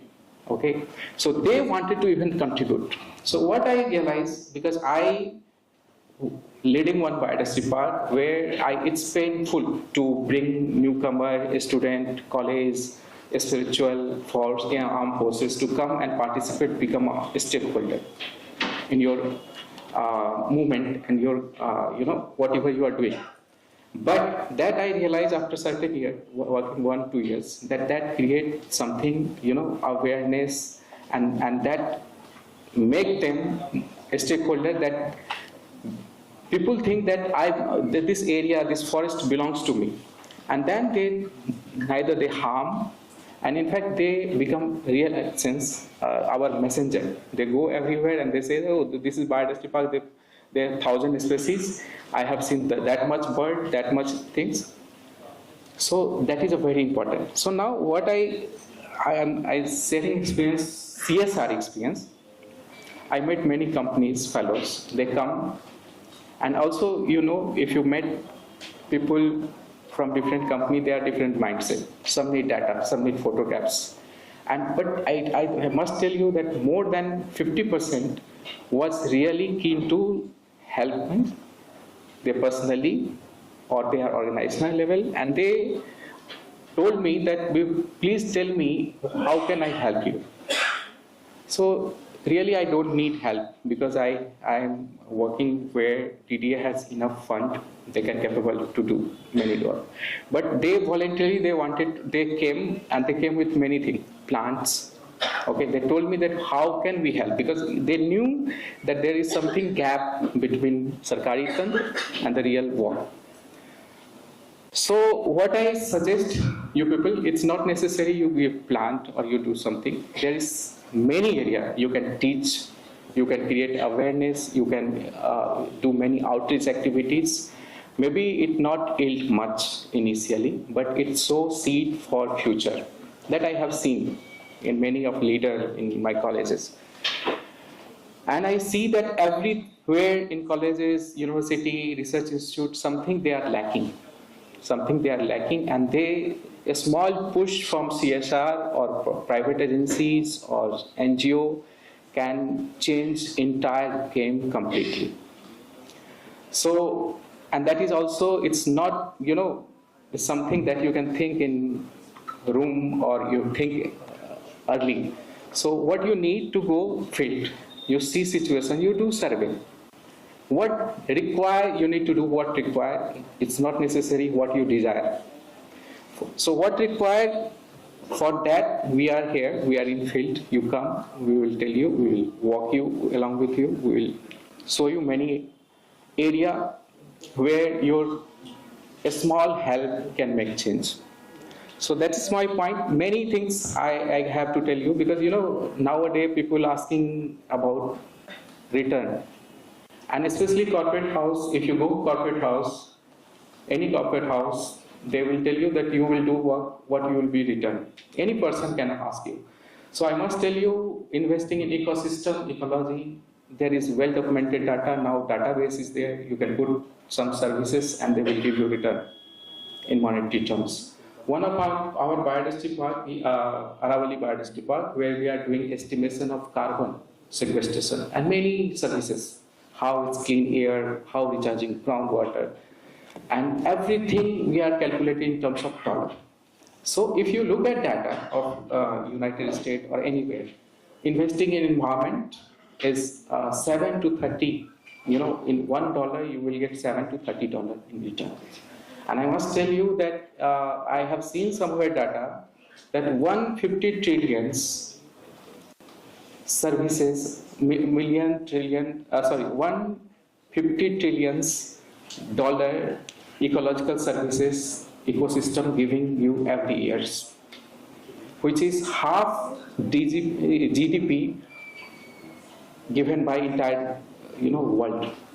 So investing CSR money in environment is, I think, it's a wise decision, and it's need of this hour, because whoever is working, whoever investing, they are also part of environment ecosystem, and it's changing not only for 1-2 hour or years, it's changing for entire, coming year, decade, or maybe upcoming generation.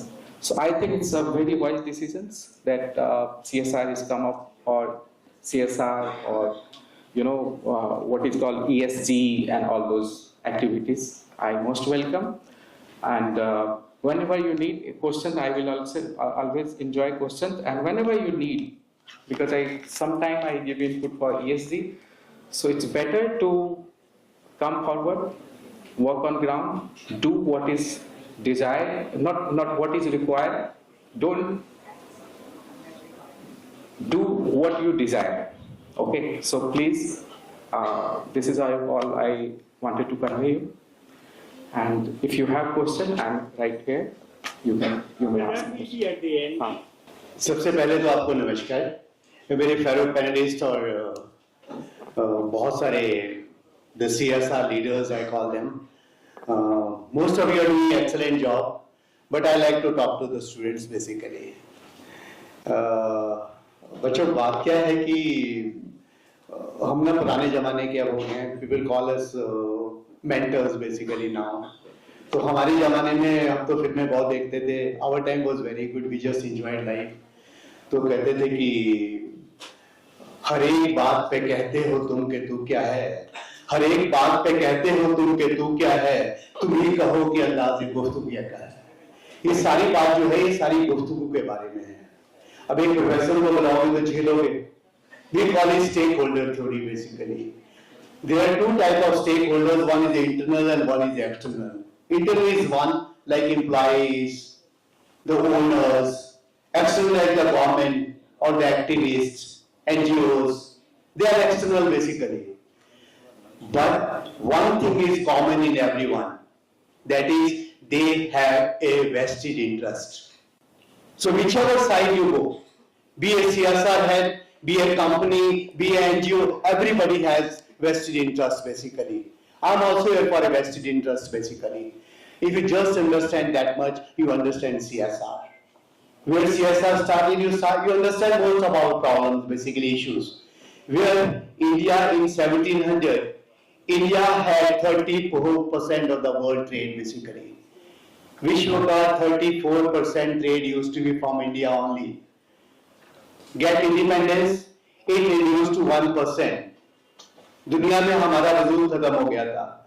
Things used to come, go from cotton used to go from India to England, come back as a cloth and we used to buy. जो आपने पहले सुना कि नील की कहानी, नमक की कहानी, that's all that same basically. If you understand that much, you understand why CSR basically. Because government was supposed to do the social work as such. They could not do, that's where government asked companies to do it basically. But companies are company. If you go to Friedman theory, business of business is business. You like it, you dislike it, first comes profit basically. When I earn profit, then I spend 2% of CSR basically. Just understand that much. You understand the company basically. मुझे पहले profit कमाना है, profit कमा के मैं 2% खर्च करूंगा ना. Second thing, what has happened when we started CSR in 2014? We said, या तो तुम काम करो, your name or shame. I put it on public domain basically. Come 2019, I said, I will comply with my law or explain it please. What companies did? 20% companies said, हम लोगों को recruit नहीं कर पाए, हमें प्रोजेक्ट नहीं मिले. Come 2021, government said either comply or pay penalty. 366 companies were issued notices. 66 companies lost in the court the case they fought with. Please understand one thing, companies are not made for social work. That's not their forte basically. जो जिस आदमी का forte नहीं उसको सीखने में time तो लगेगा ही. तो companies are also learning basically, understand that. आज ब्रजेश जी जैसे, अनुज जी जैसे वो लोग आए हैं जो पहले सोशल सेक्टर में थे, लेकिन हम ज्यादातर कंपनीज में क्या करते हैं, जो सबसे बेकार आदमी होता है कंपनी में उसको सीएसआर हेड बना देते हैं. कहीं तो एडजस्ट करना है मेरे भाई. सीएसआर जो है सीएसआर वाले नहीं करते हैं. आप पहली बात ये समझो, इस under the HR department. HR decide करता है कि सीएसआर क्या करना है. फिर जस्टिन साहब पहुंच जाएंगे, I want to organise a conference, can you give. ऐसे वो सीएसआर लॉ में नहीं है मेरे भाई. सीएसआर में इस कॉन्फ्रेंस के लिए पैसा ही नहीं है, तुम मेरे पास और मैं क्या करूंगा. Then you have to go to marketing department basically. तो either you have to go to HR department or to go to the marketing department, CSR department. There are बहुत सारे, they are empowered people now, but they are hardly very few. उसमें से कुछ लोग यहाँ पे हैं, सब empowered नहीं है. वो पहले बॉस से जाके पूछते हैं. बॉस कहाँ जाके पूछता है? किसी भी फाउंडेशन का नाम ले लो, उसका चेयरमैन बताने में कोई प्रॉब्लम है? Reliance Foundation, chairperson Nita Ambani, Adani Foundation, Priyanka. किसी का भी नाम ले लो तो मैं वैसे बता सकता हूं, मुझे कुछ पढ़ने की गूगल करने की भी जरूरत नहीं है.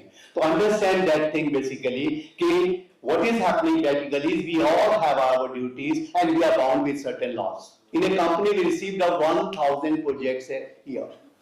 कितने हम फाइनेंस करते हैं? Hardly 2 of them. तो first thing is when people come to me, I say, "Well, company के बारे में तो पढ़ो, what company want to do? Company want to do skill development and you are activist, you want to जो drop out से उनको पढ़ाना चाहते हो, तो पढ़ाओ ना यार, मेरी क्या प्रॉब्लम है? It doesn't make a good report for me. मुझे विजिबिलिटी नहीं मिलती, मेरा फोटो अच्छा नहीं आता है फिर उससे. तो मेरा फोटो भी तो अच्छा आना चाहिए ना.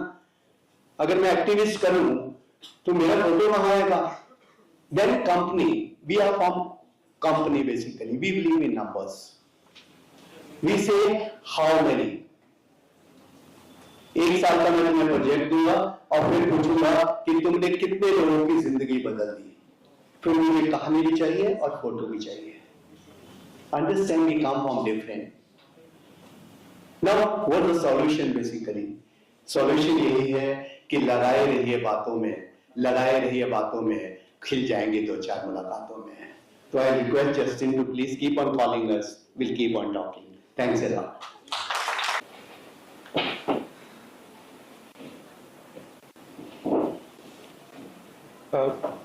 Thank you doctor Bhattacharya and thank you Aditya. एक बहुत सुंदर शब्द आपने मुझे दिया, एटॉमिक हैबिट्स. शुरू करने के पहले मेरे पास 3 सवाल है। यहाँ 25 साल से नीचे के कितने लोग बैठे, जरा हाथ उठाएं। Excellent excellent, I think almost 50%।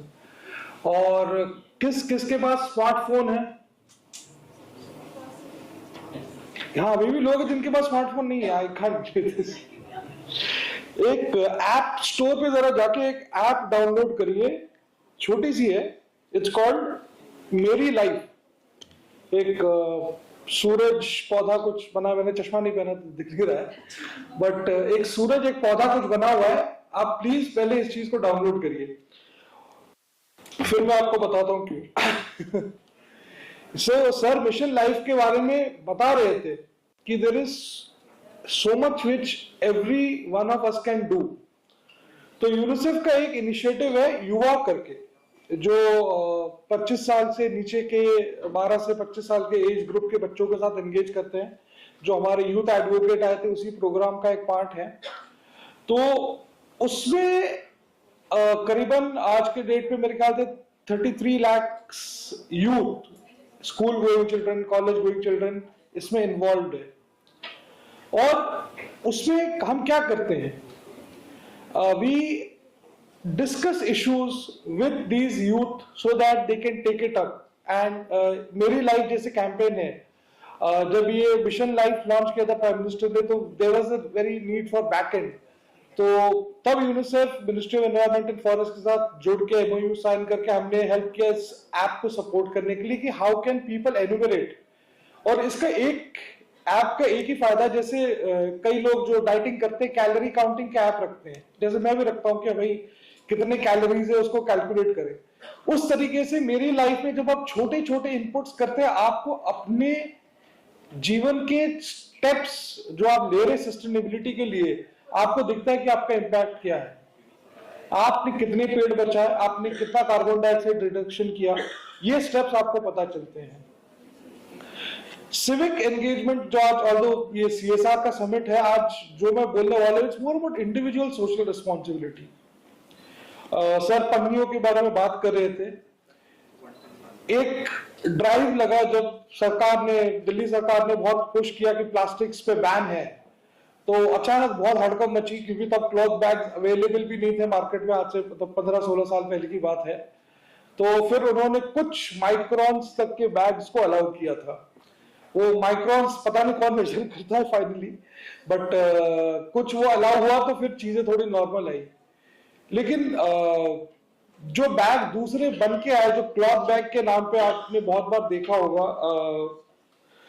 Chemically woven bags जो होते हैं, क्या वो सस्टेनेबल है?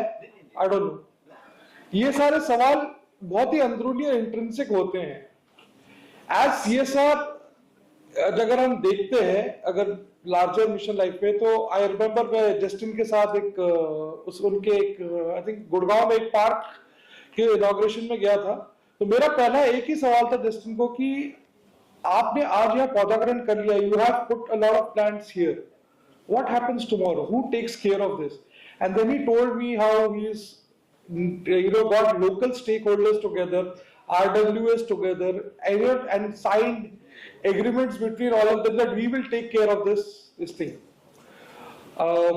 It's very easy to look at sustainability in the larger sense, कहना कि यार ये हमारी रिस्पॉन्सिबिलिटी थोड़ी है।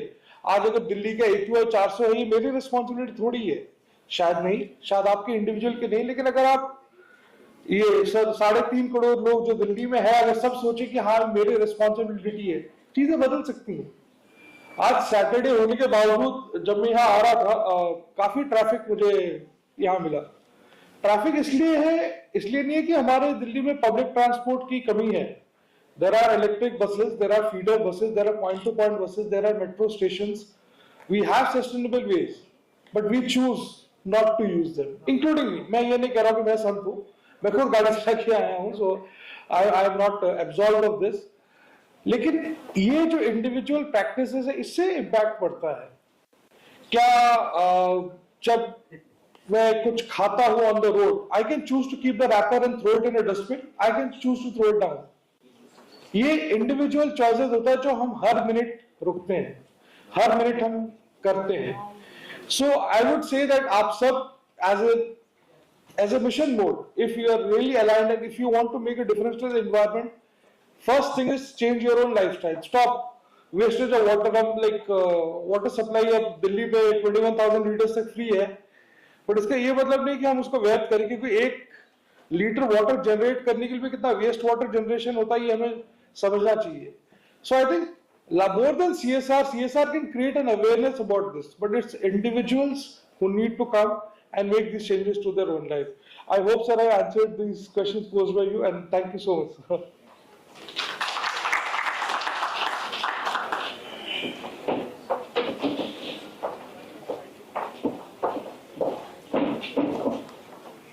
Good afternoon, everyone.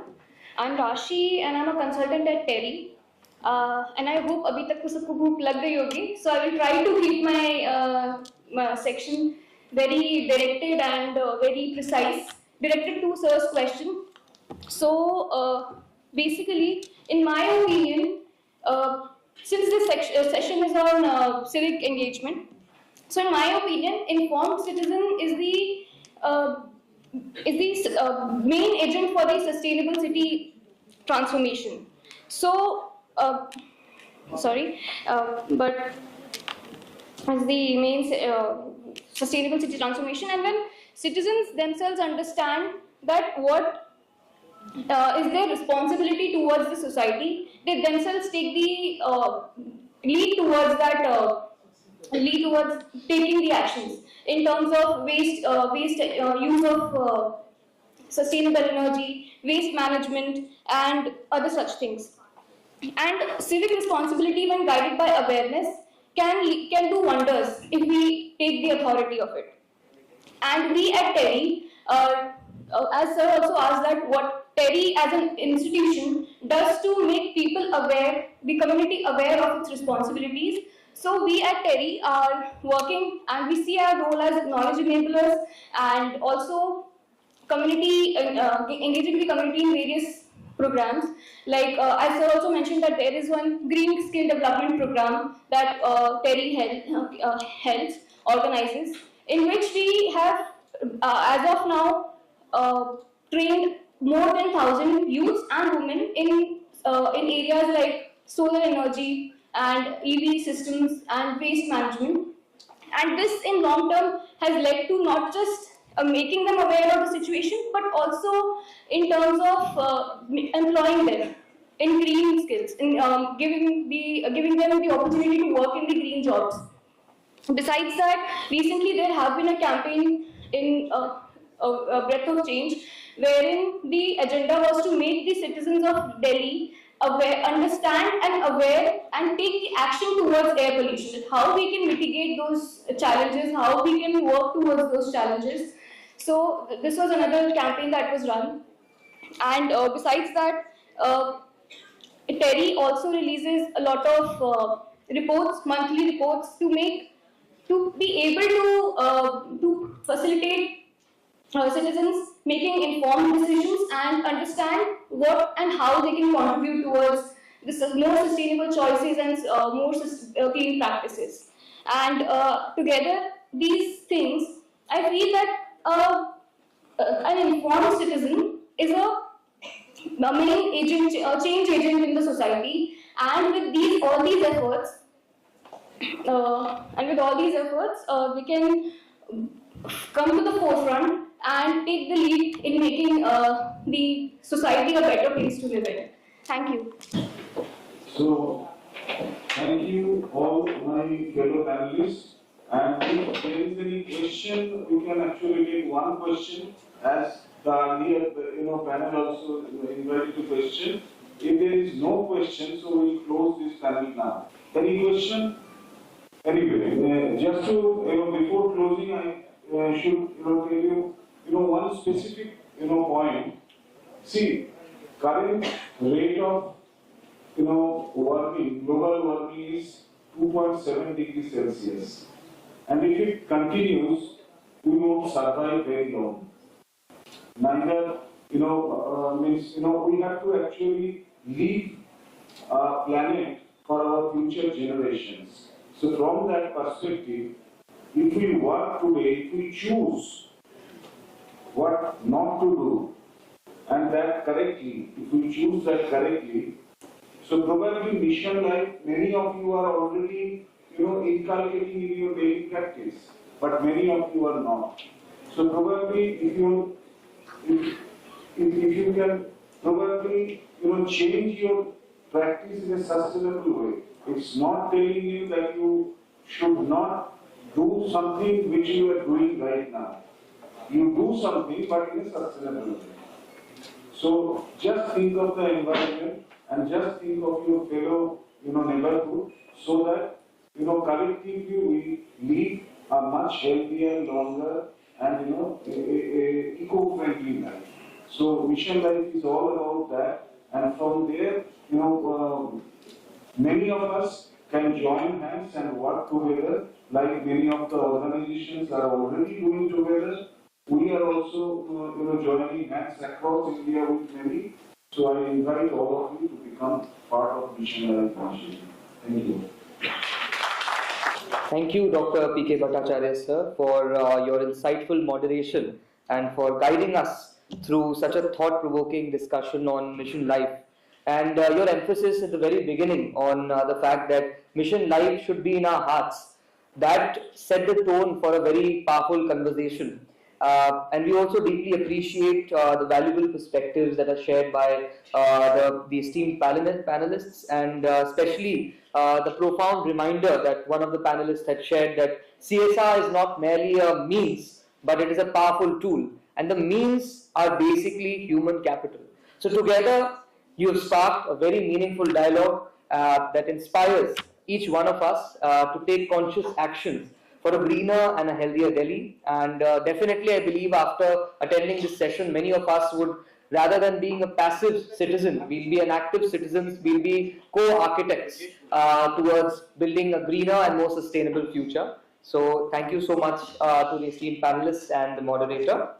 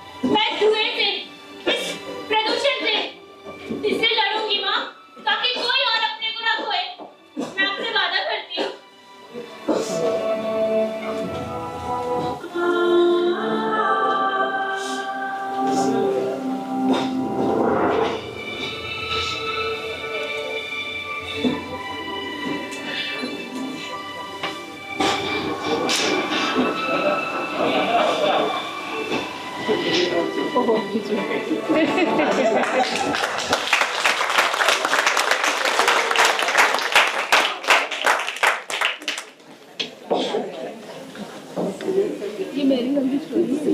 मैं जब फोन की बात कर रही होती, मेरी बेटी साइड में खो कर रही होती, बेटी।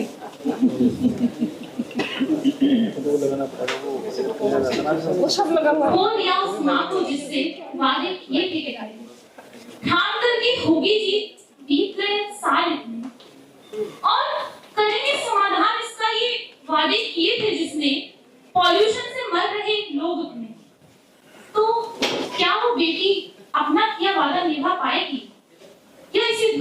पीछे वो भी सिमट जाएगी।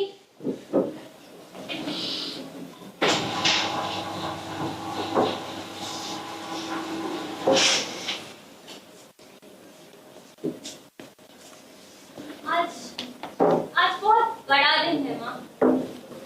आज तेरी बेटी IAS बन चुकी है। आज वो अपने देश के प्रधानमंत्री से मिलने जा रही है, इस देश के सबसे जिम्मेदार नागरिक। तू यहाँ होती ना माँ, तो मैं तुझे दिखाती वो लड़की जो तेरे लिए पूरी दुनिया से लड़ी। मुझे याद है माँ, उस दिन जो हॉस्पिटल में पर तू अकेली नहीं गई, तेरे साथ मेरा बचपन भी चला गया। रहा तो बस वो वादा प्रदूषण को हटाने का। मैं लिखूंगी कानून जो तेरी दुआओं से निकले। मैं लाऊंगी वो नीला आसमां जो तेरी आंखों में चमके। जब तक दुनिया सांस न ले आजादी से, मैं चैन से सांस नहीं लूंगी। मैं पूछूंगी हर एक धूल के जर्रे से, कौन ले गया तेरा नीला रंग? और जब मैं जवाब पाऊंगी, मैं आऊंगी, मैं लाऊंगी वो आसमां जो तेरे सपनों जैसा साफ।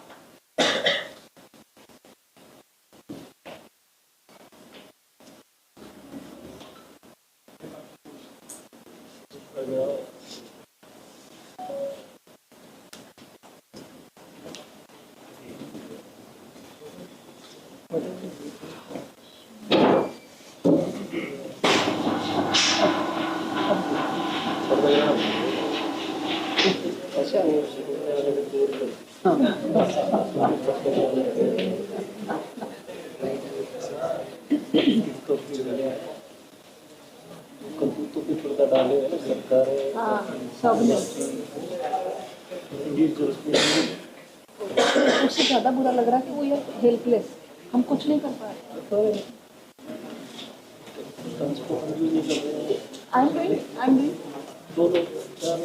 मैं तो कर रही हूँ ना, मैं दूसरों को नहीं बोल सकती हूँ।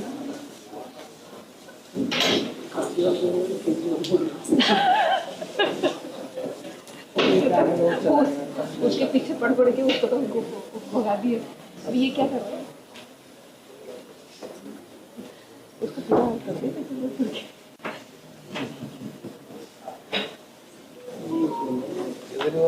नजर में पड़ गई जो ये क्या कर रहे हैं? इनको तो सेंटर में भी है, इनको तो सेंटर में भी है। अब तो बिहार में भी है। हाँ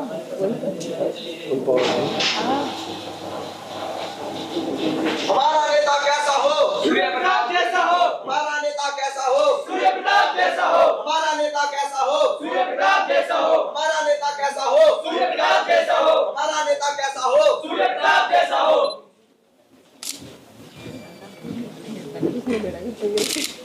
मेरे प्यारे देशवासी, आप सभी को मेरा प्रणाम।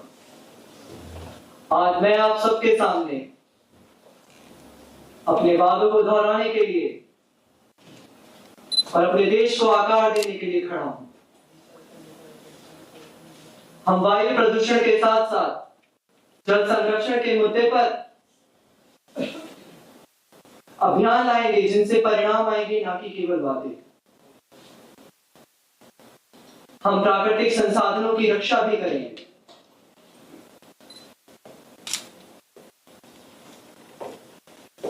प्रधानमंत्री जी, एक छोटा सा सवाल। जब देश की हवा में हर साल 16 लाख लोग मर रहे हैं, तो आप कैसे सुनिश्चित करेंगे कि आपकी सरकार दूसरों की तरह विकास के नाम पर प्रदूषण को मंजूरी नहीं देती रहेगी? हम क्लीन इंडिया, ग्रीन इंडिया जैसे अभियानों को उड़ान देंगे, उन्हें आगे बढ़ाएंगे, जिससे देश में प्रदूषण कम हो। भाइयों और बहनों, आज आप सभी ने मुझे वोट देकर, विजयी बनाकर भारत मां को उनकी असली पहचान दी। हम चिकित्सा सुविधाओं में और चिकित्सकों और नर्सों को उत्तम प्रशिक्षण देंगे। हम अपने देश के लिए काम करेंगे। जय हिंद, जय भारत। हमारा नेता कैसा हो? सूर्य प्रताप जैसा हो। हमारा नेता कैसा हो? सूर्य प्रताप जैसा हो। हमारा नेता कैसा हो? सूर्य प्रताप जैसा हो।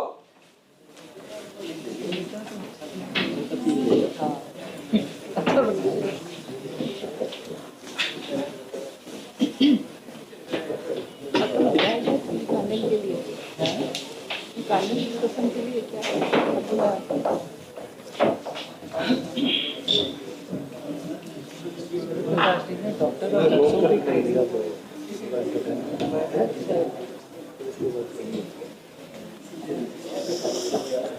हमारे क्रेन्स आते हैं जो बहुत ज़्यादा ऐसे बढ़ाऊंगा तो आएंगे।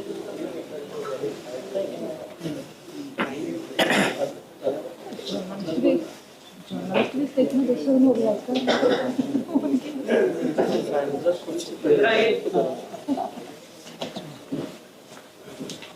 अपनी को बुला के लाइए।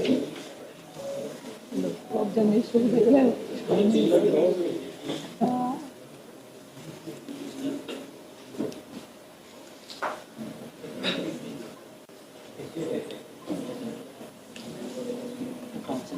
वो बुला के लाएगा ना कैसे क्वेश्चन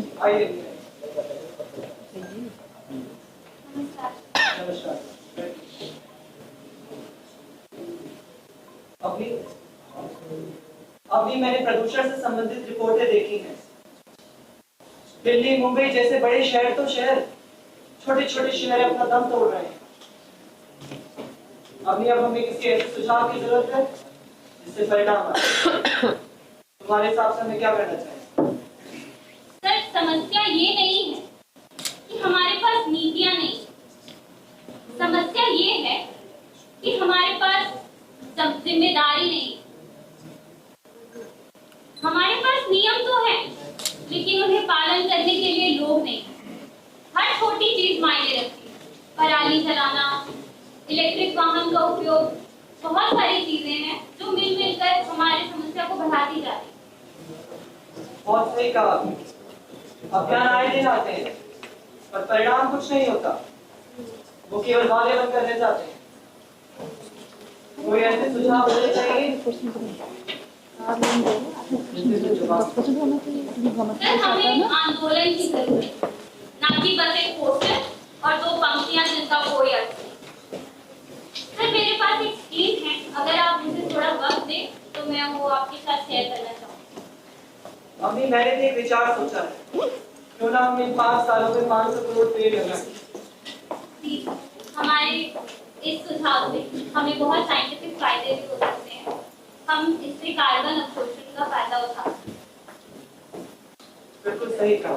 तो मेरा दूसरा सुझाव यह है कि हमें पुराने 20 लाख डीजल वाहनों को चरणबद्ध तरीके से हटाना चाहिए। हाँ, जब इलेक्ट्रिक वाहन और पब्लिक ट्रांसपोर्ट को हम बढ़ावा देंगे तभी कुछ सुधार हो। मेरा तीसरा सुझाव यह है कि हमें हर बड़े शहर में एयर क्वालिटी मॉनिटरिंग सेंटर लाना चाहिए, क्योंकि बड़े शहरों में AQI का स्तर रोज बढ़ता जा रहा है। सही बात। जब तक रियल टाइम मॉनिटरिंग से लोग जानकारी प्राप्त नहीं करेंगे कि उनके आसपास क्या चल रहा है, तब तक बदलाव बहुत मुश्किल है। सर, मैं इस स्कीम पर और रिसर्च करूंगी और आपसे दोबारा मुलाकात करूंगी। बिल्कुल। अभी मैं जाती हूँ।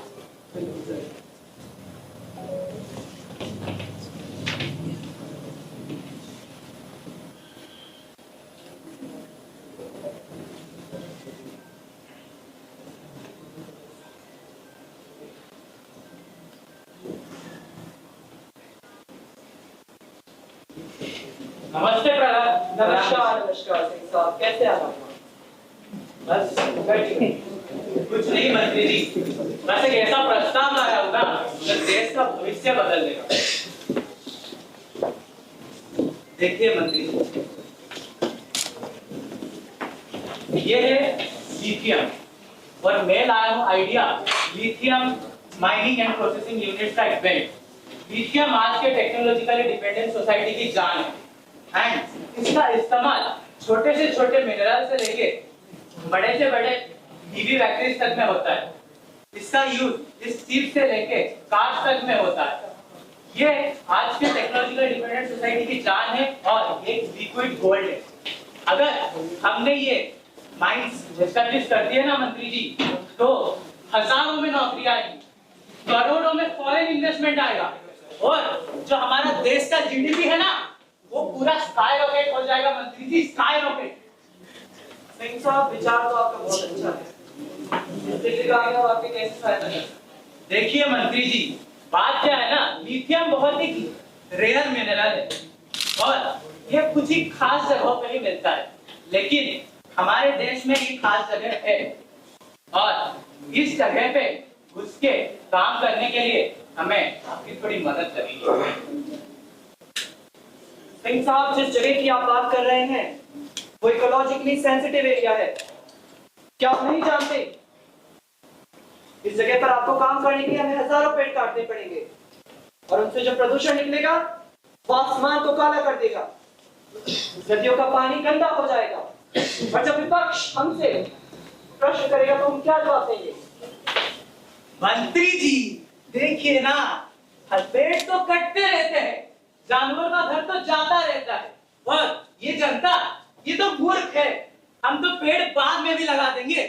जैसे ही देखिए मंत्री जी, एक बार नौकरी मिल जाए ना, इन सब के हीरो आप होंगे आप।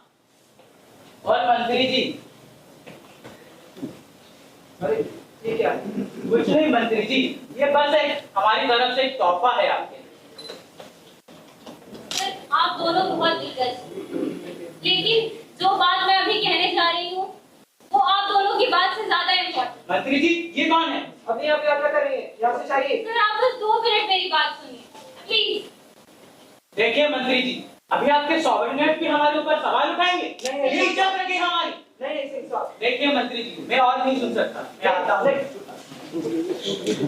आपके सामने बैग रखा है और आप डिसाइड करिए, आपको किसकी बात सुननी है या मेरी। अभी ये क्या किया तुमने? इतनी इंपॉर्टेंट डील को तुमने हमारे हाथ से गवा दिया। सर हजारों पेड़ छोटी बात नहीं है। अपनी सत्ता में ऐसे काम करने पड़ते हैं। सर एयर पोल्यूशन छोटी बात नहीं है, मैंने इसकी वजह से अपनी माँ खोई थी। हमें खेद है और उसमें हम कुछ नहीं कर सकते।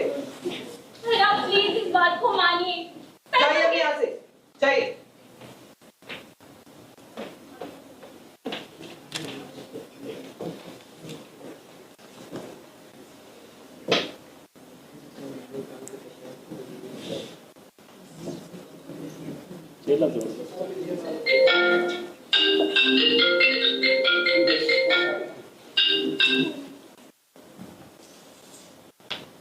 सही साहब, अभी आपका वेट कर रहे हैं बाहर, वो इस डील को नया मौका देना चाहते हैं।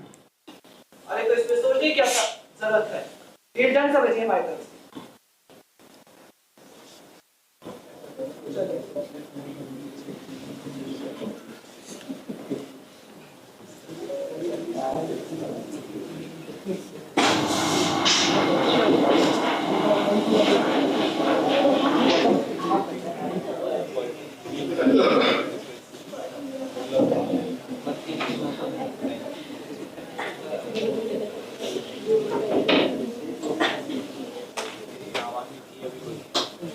दिए धन के नाम पर भविष्य को आकार देने की बात करते हैं, प्रकृति को दांव पर लगाकर अपना व्यापार करते हैं।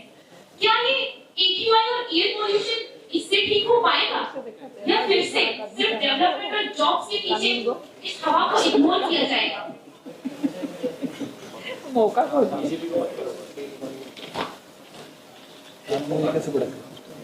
उसको देखा क्या है इसके लिए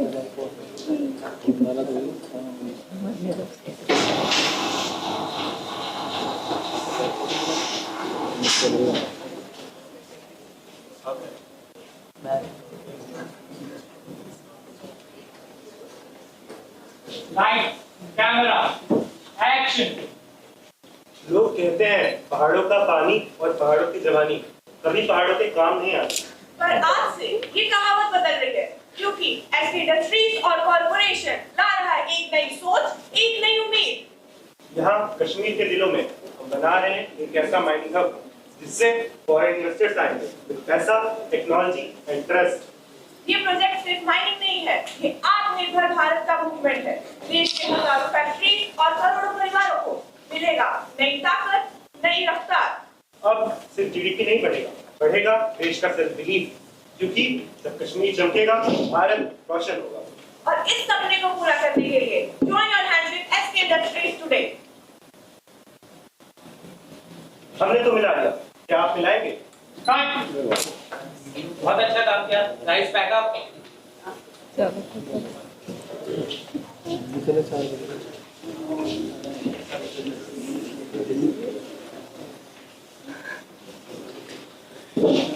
पहाड़ों की जवानी वगैरह ना गया वो आ ही गया।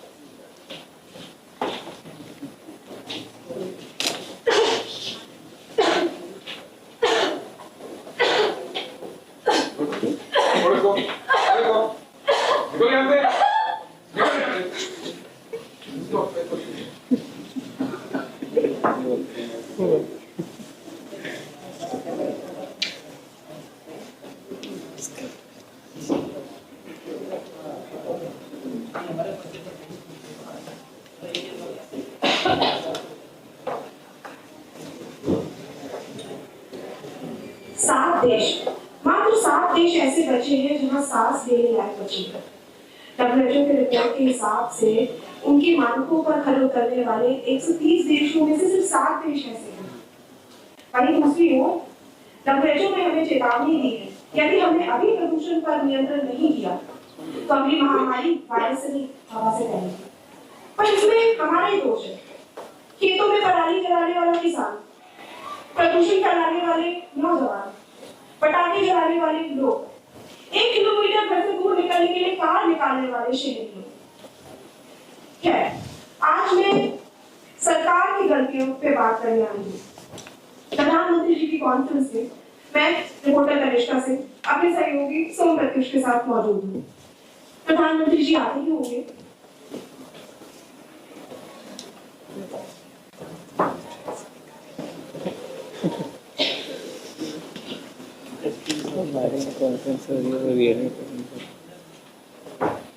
नमस्कार प्रधानमंत्री। 5 साल से कम उम्र के बच्चों में मौत का दूसरा सबसे बड़ा कारण वायु प्रदूषण है।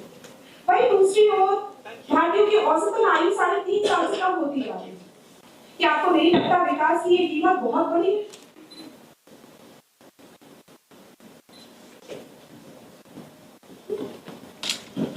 नमस्कार प्रधानमंत्री। भारत में वायु प्रदूषण से होने वाली मौतों में से 7.5 लाख लोग जीवाश्म ईंधन के जलने से मर रहे हैं। क्या नीतियां सिर्फ कागजों पर है?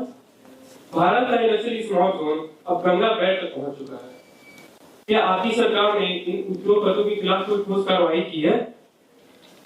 हमने नेशनल एयर मिशन जैसे प्रोजेक्टों को बढ़ावा दिया है और हमने उत्सर्जन मानक तय किए हैं और कई फैक्ट्रियां बंद भी कराई हैं। पर सर उसी साल दिल्ली की भूमि से 100 से ज्यादा प्राइवेट जेट्स ने उड़ान भरी और हमारे एटमॉस्फेयर में टन कार्बन एमिशन किया। क्या ये सारे नियम गरीबों के लिए, अमीरों के लिए कुछ भी नहीं?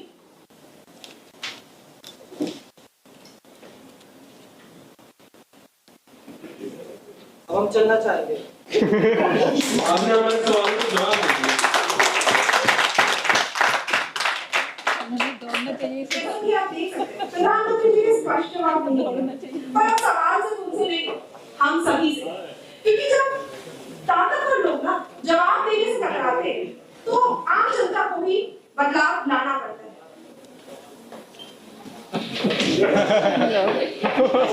अब कहाँ ले जाए मेरी सहयोगी को?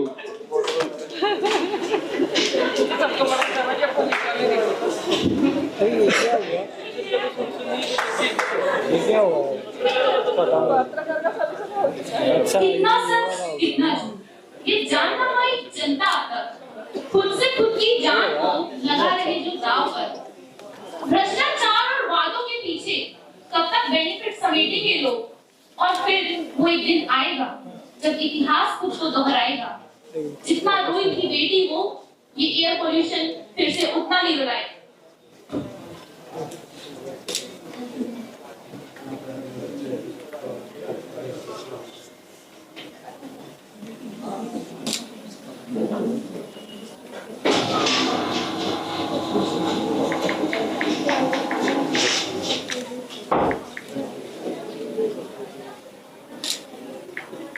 अरे बाबा,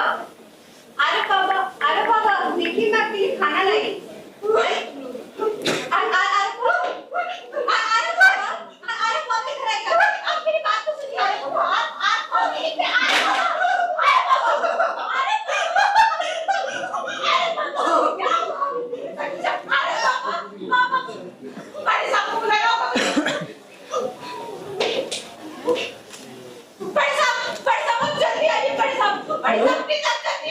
जन्नत क्या हुआ? क्या हुआ मेरे बेटा को?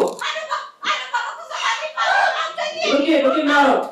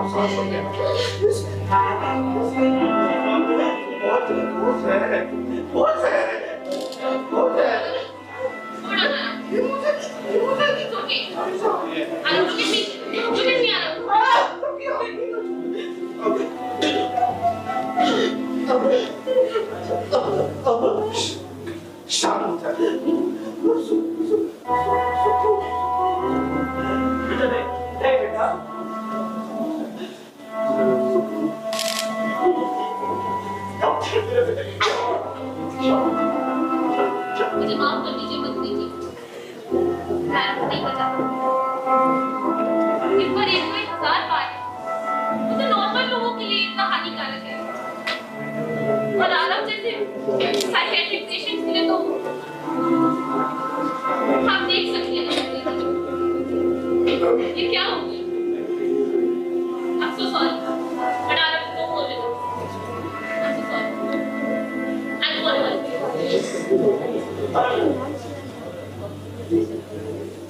ये सब आपकी वजह से हुआ है बड़े साहब, ये सब आपकी वजह से हुआ है।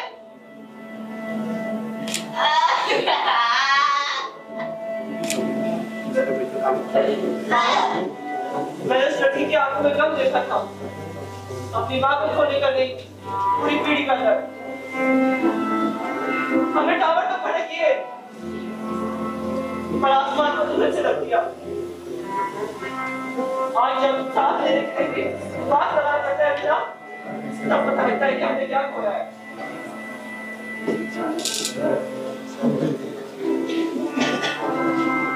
आज बेटा कैसा नजराना बांधूंगा मैं, अपने बेटे की जान नहीं बचा पाया, मैं दुनिया की जान क्या बचाऊंगा।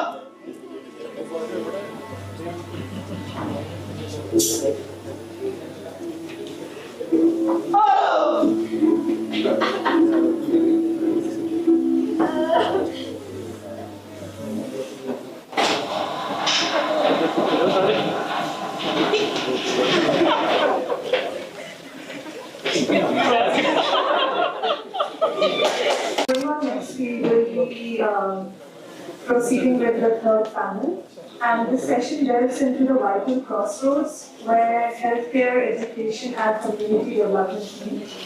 The very foundation that sustains a thriving, equitable, and resilient Delhi. To guide us through this crucial dialogue, we are privileged to have with us a visionary leader whose dedication to corporate social responsibility has sparked meaningful change across these sectors. Mr. Brajesh Chaudhary, Senior General Manager CSR at Sun Pharma, brings not only a wealth of experience but also a collaborative spirit and an unwavering commitment to creating lasting social impact through strong partnership between corporations and communities. His leadership and insights promise to steer this conversation toward actionable outcome. Joining Mr. Chaudhary on the panel are distinguished experts who bring diverse perspective and deep commitment to the cause. I request Mr. Chaudhary to come on the stage.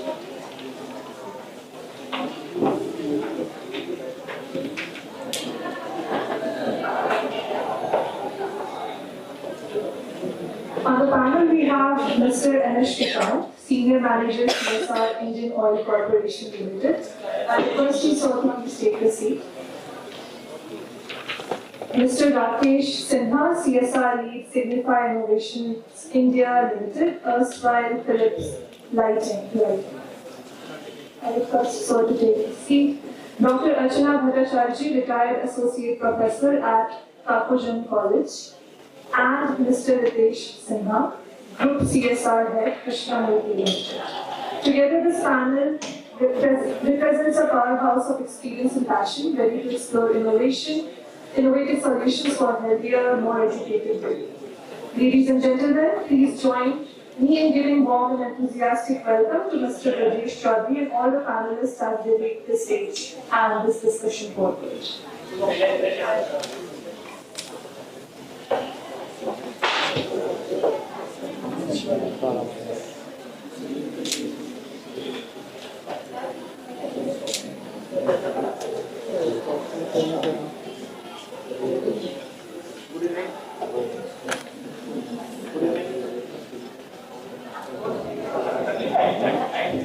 Good evening, Honorable Chief Guest, Honorable dignitaries, esteemed colleagues, fellow citizens, and my dear students. It is a privilege to moderate this dialogue on creating a healthier, a stronger, and more resilient Delhi. A city that not only thrives economically, but also ensures the well-being of every citizen. Health is the foundation of progress in our society, and as India's capital, Delhi must lead by examples in building an inclusive, innovative, and sustainable health ecosystem. Delhi is capital, and it always set examples for all other cities and states to take a very stronger part of development.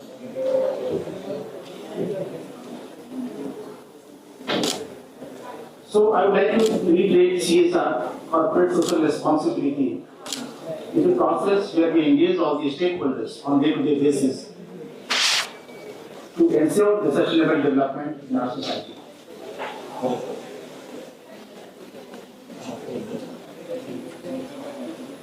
So the previous speakers, they talked about the CSR budgets and its utilization. Let me tell you, CSR is not one person's job, and it's not one department's job also. CSR is everybody's job, and CSR should not be seen in isolation. It's very inclusive, and for corporates, they are also citizens of this state. But how many of the corporates will feel like that? As we are citizens of this state, we are citizens of this country.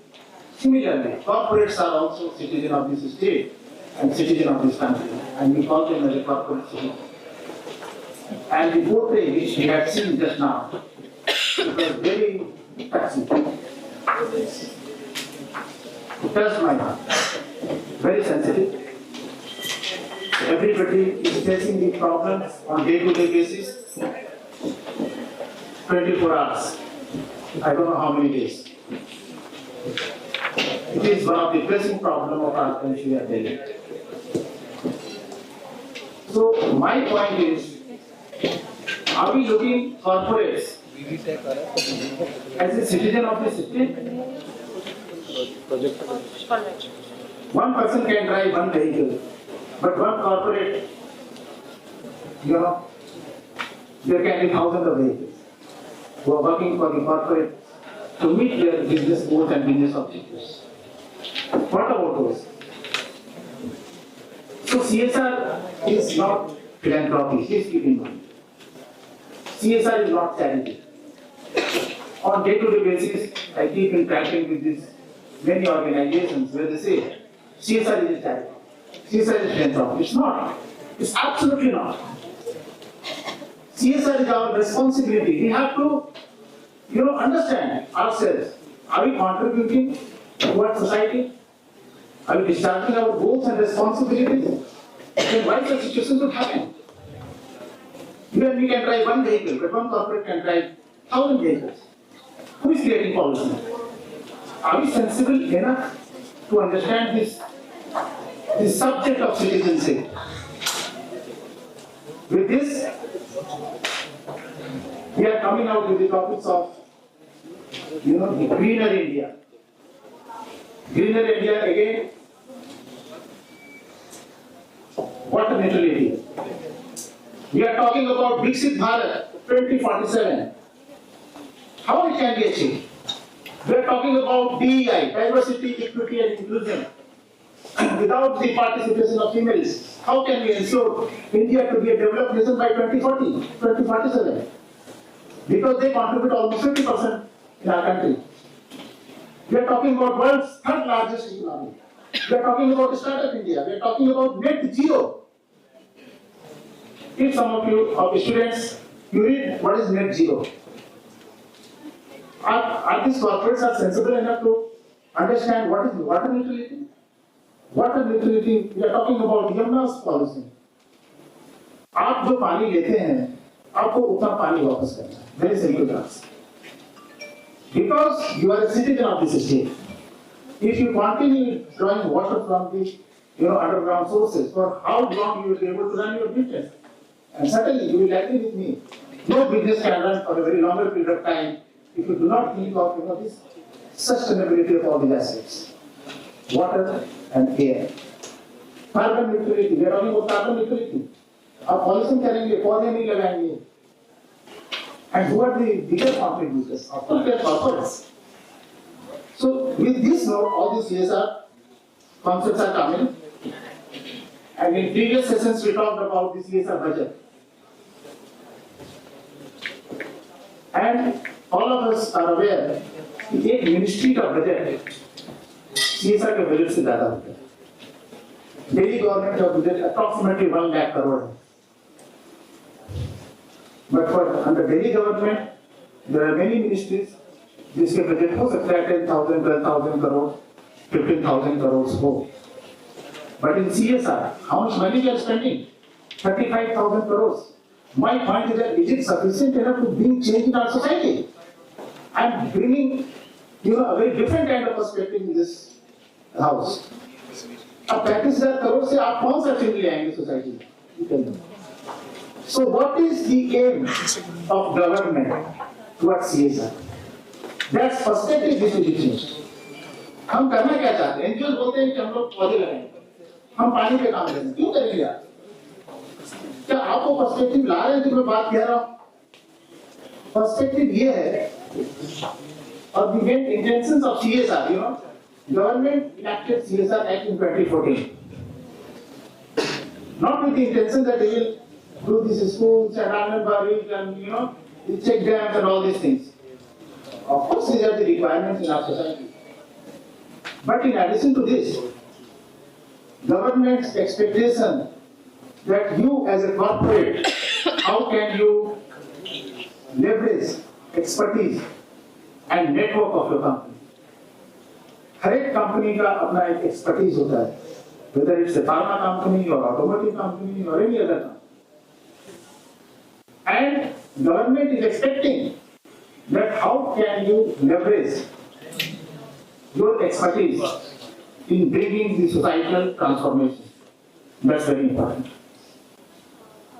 I'll give certain examples. One very fine day, I received a call from this Ministry of Employment, Skill and Training. They asked me just 2-3 questions. They told me, which is the largest pharma company in India? I said, Sun Pharma. I said, Sun Pharma. Who is having the biggest knowledge in pharma space? Pharma space में सबसे बड़ा knowledge किसके पास है? तो of course Sun Pharma. Why? Because they are the largest pharma company in India. And if they come with the biggest experience in pharma space, then who will guide these pharma institutes that what type of courses should be done? Also be offered by these universities? Of course, Sun Pharma. Then why you guys cannot do it? I'm trying to understand the concept of social responsibility. So I give just one example of Sun Pharma. There are many corporates. They come with such a large expertise and network. And those expertise can bring societal transformation. Are we thinking in those lines? Or are we only talking about educational development? Sir, or water the development? message to the backstage committee to do it. And that's how Sun Pharma broke 2 projects. One is malnutrition. There was a pre-POC, pre-proof of concept, that there is a powder, we call it MDC. I'm citing some of the examples so that I can bring better understanding among the audience. So MDC, microbiota directed complementary food. And it was assumed that once it's been consumed by the babies of 6 months to 24 months, their weight will increase. And if the weight of babies will increase very fast, so he or she would be out of malnutrition. It's an R&D project. So the scientists of 2-3 medical colleges, they were deployed, scientists of Sun Pharma work together, just to come out with certain, products. And it's not going to be commercialized in society. It will be handed over back to the government. And again, government will corporate it down to bring societal transformation. You understood that how the expertise of Sun Pharma, because Sun Pharma has 3,000 scientists in India. So their minds, can they come out with certain products which can bring change in the society? And similarly, there are many other examples. And you can also introspect yourself that what are the strengths of these corporates and how this strengths can bring change in the society. That's very important. So this is under the health. And second point is education. So again, under education, innovation is very important thing. Because without innovation, we can't expect all these things. The goal of Viksit Bharat and goal of everything, what I call world's largest economy and everything. So how is education to be ensured? So first education is, I'm not going to talk about the Delhi slums education and all these primary schools and secondary school and all. Educating corporates to understand their responsibilities. Are we sensible enough that we should not do any kind of discharge in Jamuna? Are we sensible enough that we will not create pollution in the society by way of any means? It can be a small contribution. How many of the corporates understand their responsibility that because of my organization, this much of damage is happening? That's education I'm talking about. So with this note, and of course last one, innovation, startups, these have become very important, and many of the data we talked in previous sessions also that approximately 2,000 crores, 1,949 crores were spent in Delhi, whereas on health, 462 crores was spent. But whether these spendings are in the space of incubation, or startups, or research-based subjects, you can Google it and try and understand. So without this concept, how can you go for the Viksit Bharat 2047? So my idea is that we should see that how education can bring change in society. We should promote innovation on continuous basis. We should increase the investment in social incubators. आप किसी company से पूछिए क्या करेंगे? School बना देते, classroom बना देते, आंगनबाड़ी बना देते। गवर्नमेंट कर रही है। गवर्नमेंट आपसे ये भी नहीं करती कि आप स्कूल और आंगनबाड़ी आप कर रहे हैं बिल्कुल कीजिए। Not saying no. But government always expecting from all the corporates, your subject knowledge should bring societal change. That is very important. And if not, you cannot harm your society. So with this note again, I come to end my words. But I would like to introduce my esteemed panel members. Dr. Archana Bhattacharya Madam, Associate Professor, Takujan College, Mr. Vijay Sinha, Group CSR, Krishna Maruti Limited, Mr. M.S. Sriram, Senior Manager, CSR, Indian Oil, and Mr. Rakesh Singh, CSR, Signify me. I request my all panel members to share your experiences and views on the combining together in 2 to 4 minutes. So we are already running late in this session, so I will request you to check it out. Thank you.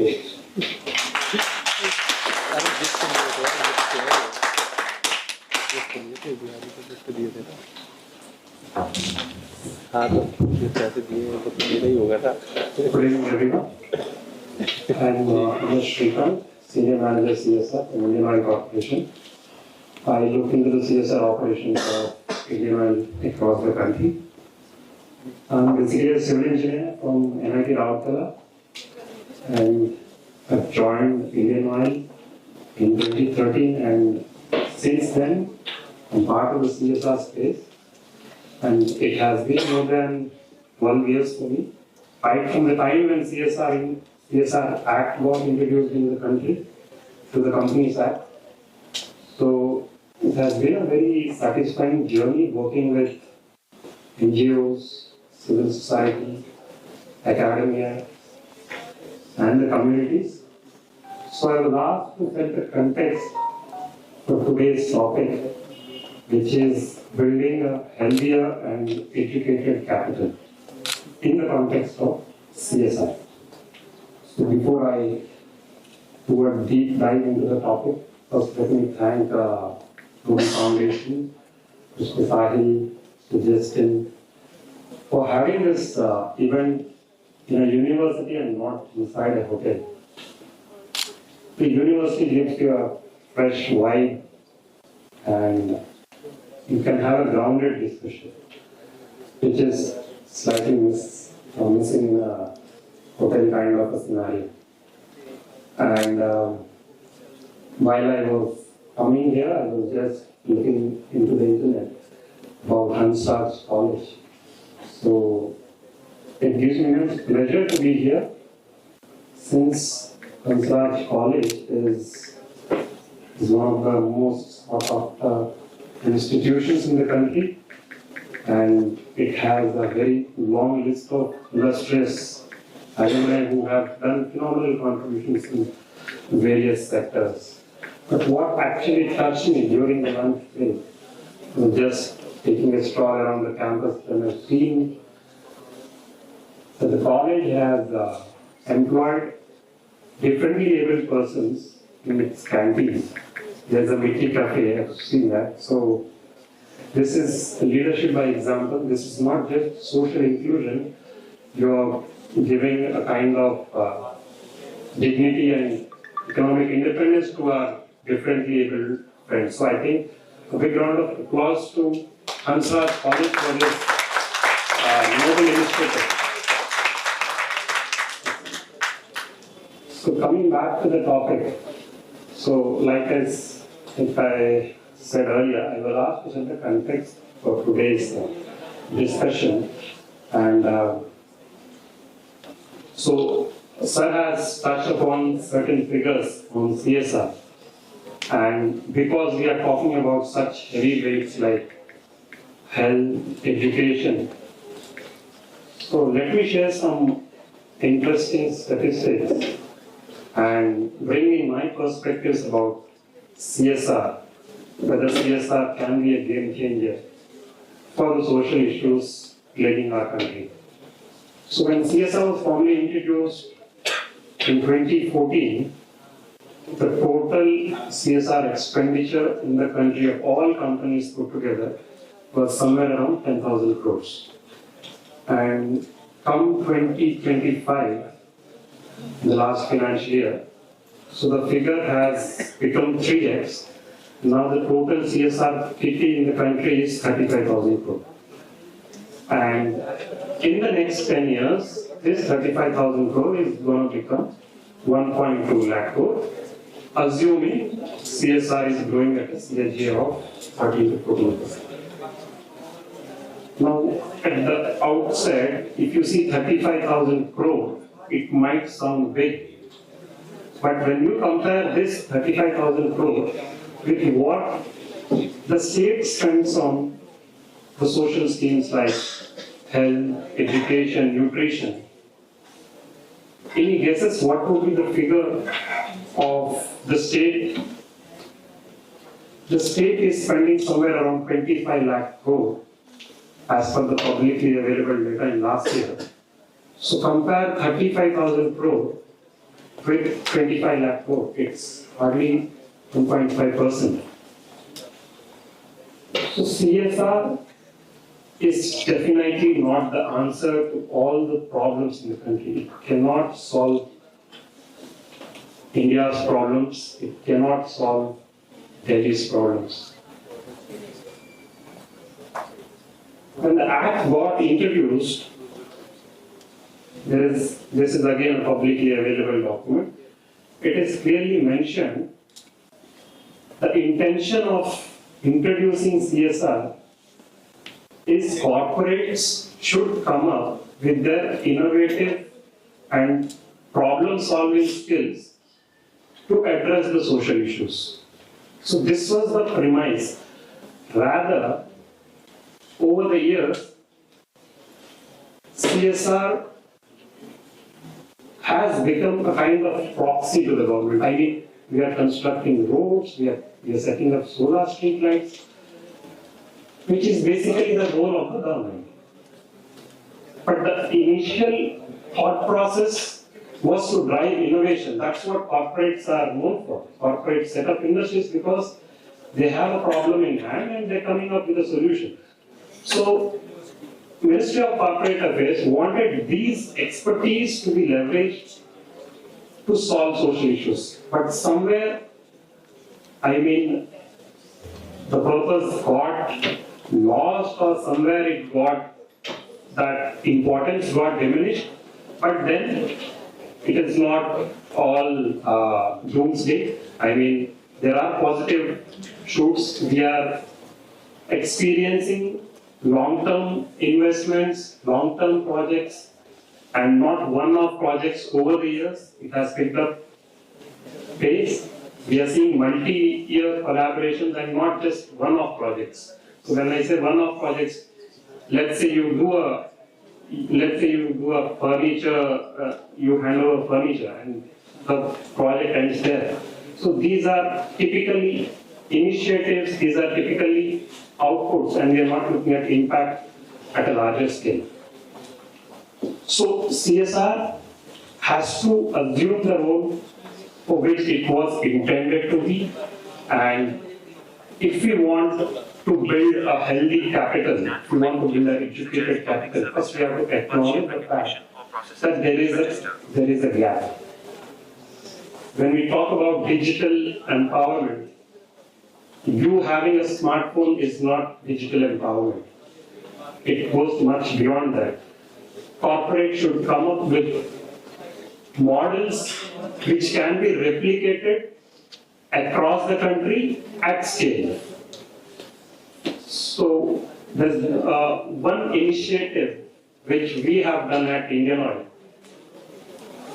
which started as a pilot. We have this program named Indian Oil Vidushi, which is in the sphere of education, wherein we have identified 30 underserved girls from low-income backgrounds. We have given them complete free residential coaching for IIT, JEE and other competitive exams. So this was an experiment. We have started our first center way back in Noida in 2018, and it brought in extraordinary results.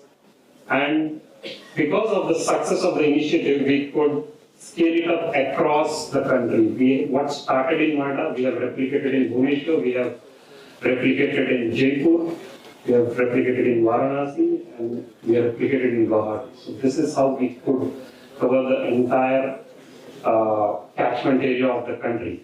So this is just one example I wanted to cite where CSR can drive innovation. Otherwise, the amount of budget available and the amount of budget actually needed, there is a huge gap, and CSR can never fill that gap, and it cannot be a stopgap arrangement.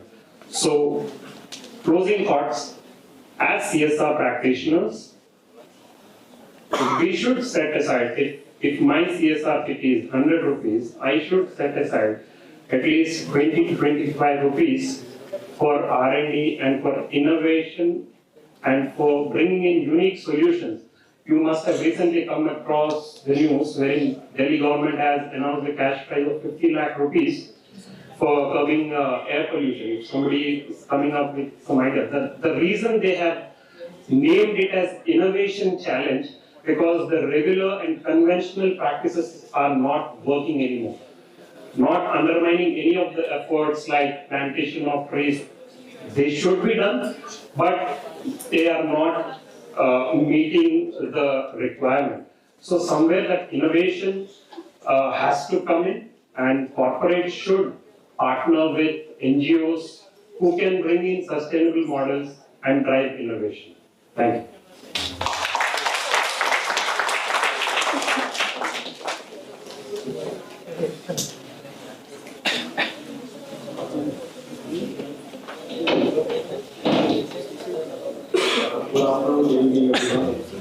My name is Rakesh, and we got a message from the families that we have 34 minutes, because we have to wrap up by 4:30. Sorry, that's fine. First of all, I represent a company which is known as Signify Innovation. Earlier the company was known as Philips Lighting.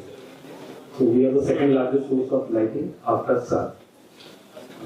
हम रातों को सूरज उगाते हैं. This is one of our campaign that you guys have seen.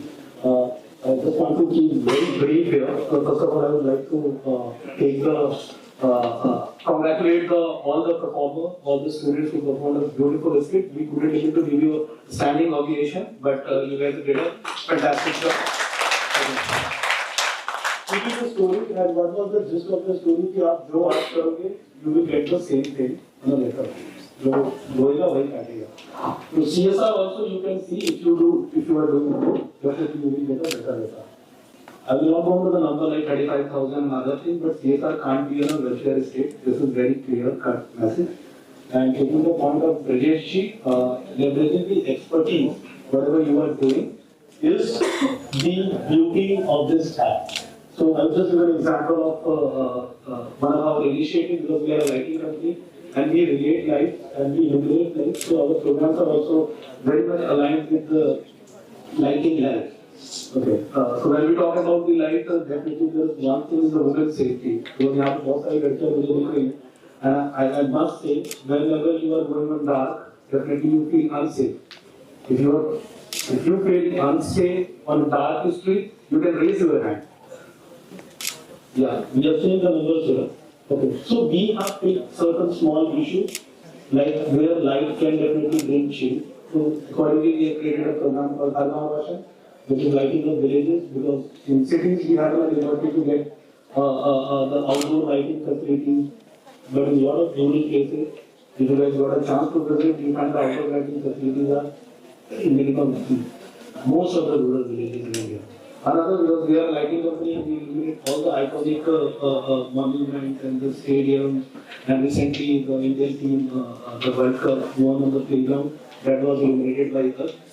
But that was on a very large scale, so we have taken it back and we have created a program to illuminate the rural grassroots centers, where the serious sports programs are happening. We have created a program to bring power of light to the playground. Accordingly, we take a program called Swastika, which is related to the health and the general Pathshala, which is the school lighting program.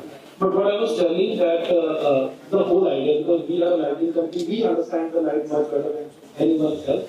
So that we have created a program accordingly, very much aligned with our business, and where we can definitely bring our expertise.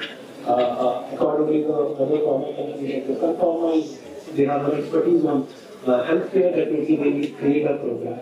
What we as a corporate can do, we can create a model, and the government, because definitely the welfare states are not fun, okay, so they can take that program to a bigger scale. So that was the whole idea. CSR definitely can't be a welfare state, and we have an expertise to create a model which is scalable and replicable to the other part of India. So keeping time in mind, I will stop myself, and thank you very much for your time.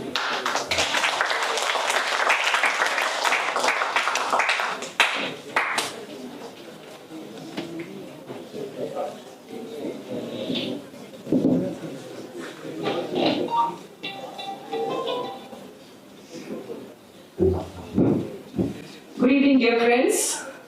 Right at the onset, I was given a warning that I have only 3 to 4 minutes time in hand, and for a teacher, it's a little difficult.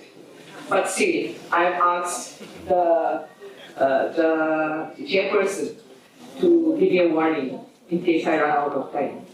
First of all, my name is Dr. Archana Bhattacharya. I was introduced as such, but I have retired from a government college as an associate professor, Department of English. I was also the academic vice principal. But side by side, what has not been told about me, I would like to share that I'm a grassroots level worker. Some defines me as a social activist, some calls me a social worker. You can call me by whatever name you wish, that doesn't make any difference. What matters to me is my work. And before touching on Delhi, I would just like to say a few words about the kind of work that I'm doing. Because I joined the college as an educator, Department of English, and I was teaching, and I retired in 2019 from government service. My years in the college has taught me many things. And from this experience, I decided that I will try to apply it somewhere or the other. Like it's like giving back to the society. It's my duty because as a citizen of a nation, it is also our responsibility not just to enjoy the rights, as the Constitution says. With the rights comes the responsibility too. And as a conscious citizen, I don't believe in playing blaming games. I believe in shouldering responsibilities. What I can do within my capacity, with my skills and my resources. And that is exactly what I started doing and still doing for the last 15 years. I'm working with the tea community people, the tea community laborers. Assam, as you know, is famous for its tea industry, and the economy is to a great extent dependent on the tea industry, not just Assam, Indian economy also. But very few people are aware of the plight of the tea community laborers. So as an educator, in the first hand, I entered their domain to find out their socio-economic condition because I was presenting papers in different conferences, though I was in the English department. I was always interested in social issues, especially the issues related to the downtrodden sections, the marginalized sections. So I identified all their problems, not all of course, there are many other problems, but some of the main problems. And I thought that why shouldn't I do something within my capacity to bring about changes, not on a big scale, but even on a small scale, because someone once told me, even one baby step in the right direction can bring about transformation. And yes, I have seen results. That is what I would like to share with you.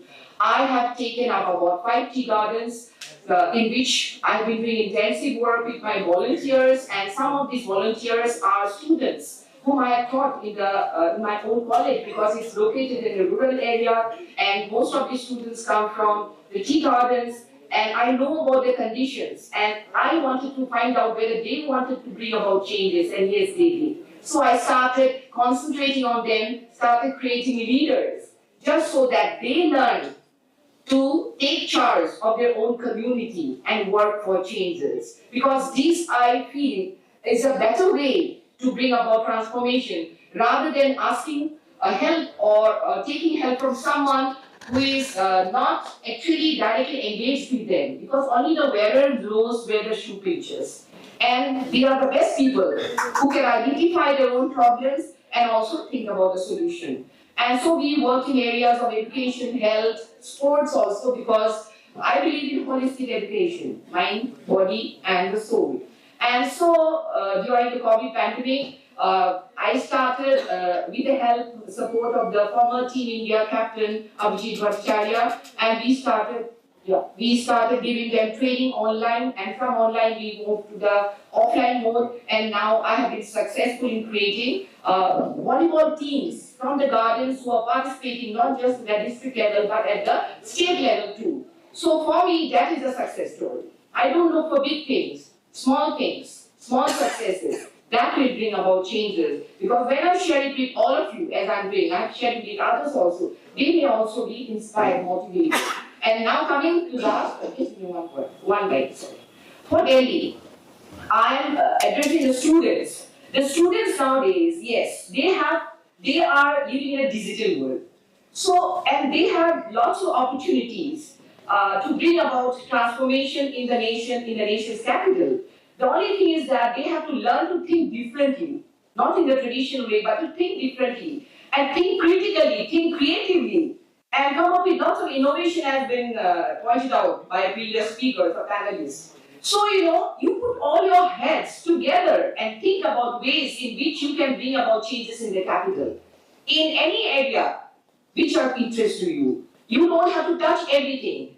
As I said, one step in the right direction can bring about changes. That is what we are all looking for. I would have loved to share more, but time constraint does not permit me. Is it okay if I wrap up now? So thank you very much for giving me a patient help.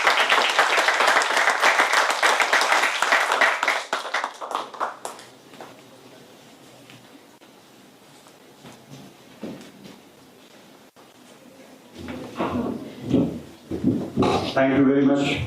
Thank you, ma'am, for giving me little time because I am the last speaker. So I will very briefly take some of the points from my experience of 2 decades into this development sector, and some of the actionables that is, which is required to be a responsible corporate or a responsible citizen of the country. So the topic which we were given was healthy and educated capital, how to make a Delhi a healthy and a educated capital. So it was a very, very challenging and a responsible task to address on this a very responsible topic. So in order to start that, and with the constraint of time, I would like to stress some of the problems that we are facing in Delhi and which need to be addressed in a very strategic manner. So the most important problem that we see is the growing Delhi population and rapid migration from the other states. So this is a major problem which is creating the huge pressure and the burden on the health infrastructure. There are OPDs in the primary health centers and the mohalla clinics that are running doubles and triple the capacity. So the quality of healthcare is very, very less in this. And then there are the shortage of facilities everywhere because of this. Another important factors and the problems here is the inequality in access of the healthcare, because the healthcare, mostly the quality healthcare I'm talking about, is concentrated in few urban pockets in the northern and the central part of Delhi, and mostly the marginalized section has to depend upon the overcrowded public facilities, and then they are not able to afford these private facilities. Even if they come and try to afford in case of emergency, they fall into the debt trap. And then they have to resort to selling of their assets as well as take the loan and then come into the circle of poverty. So these are the many challenges. Now looking at this, if I will talk about the budget of Delhi on health, I will tell about that. About 85% of the budget is spent on the curative aspects, and only 6.5% has been spent on the preventive aspect, which is very important if we want to address all these problems and to address the high coverage of growing population, reduction in health infrastructure presence. This can be done only when we will resort to the preventive measures that we need to take. And there are few strategies which I would like to talk about, which is very important in that terms.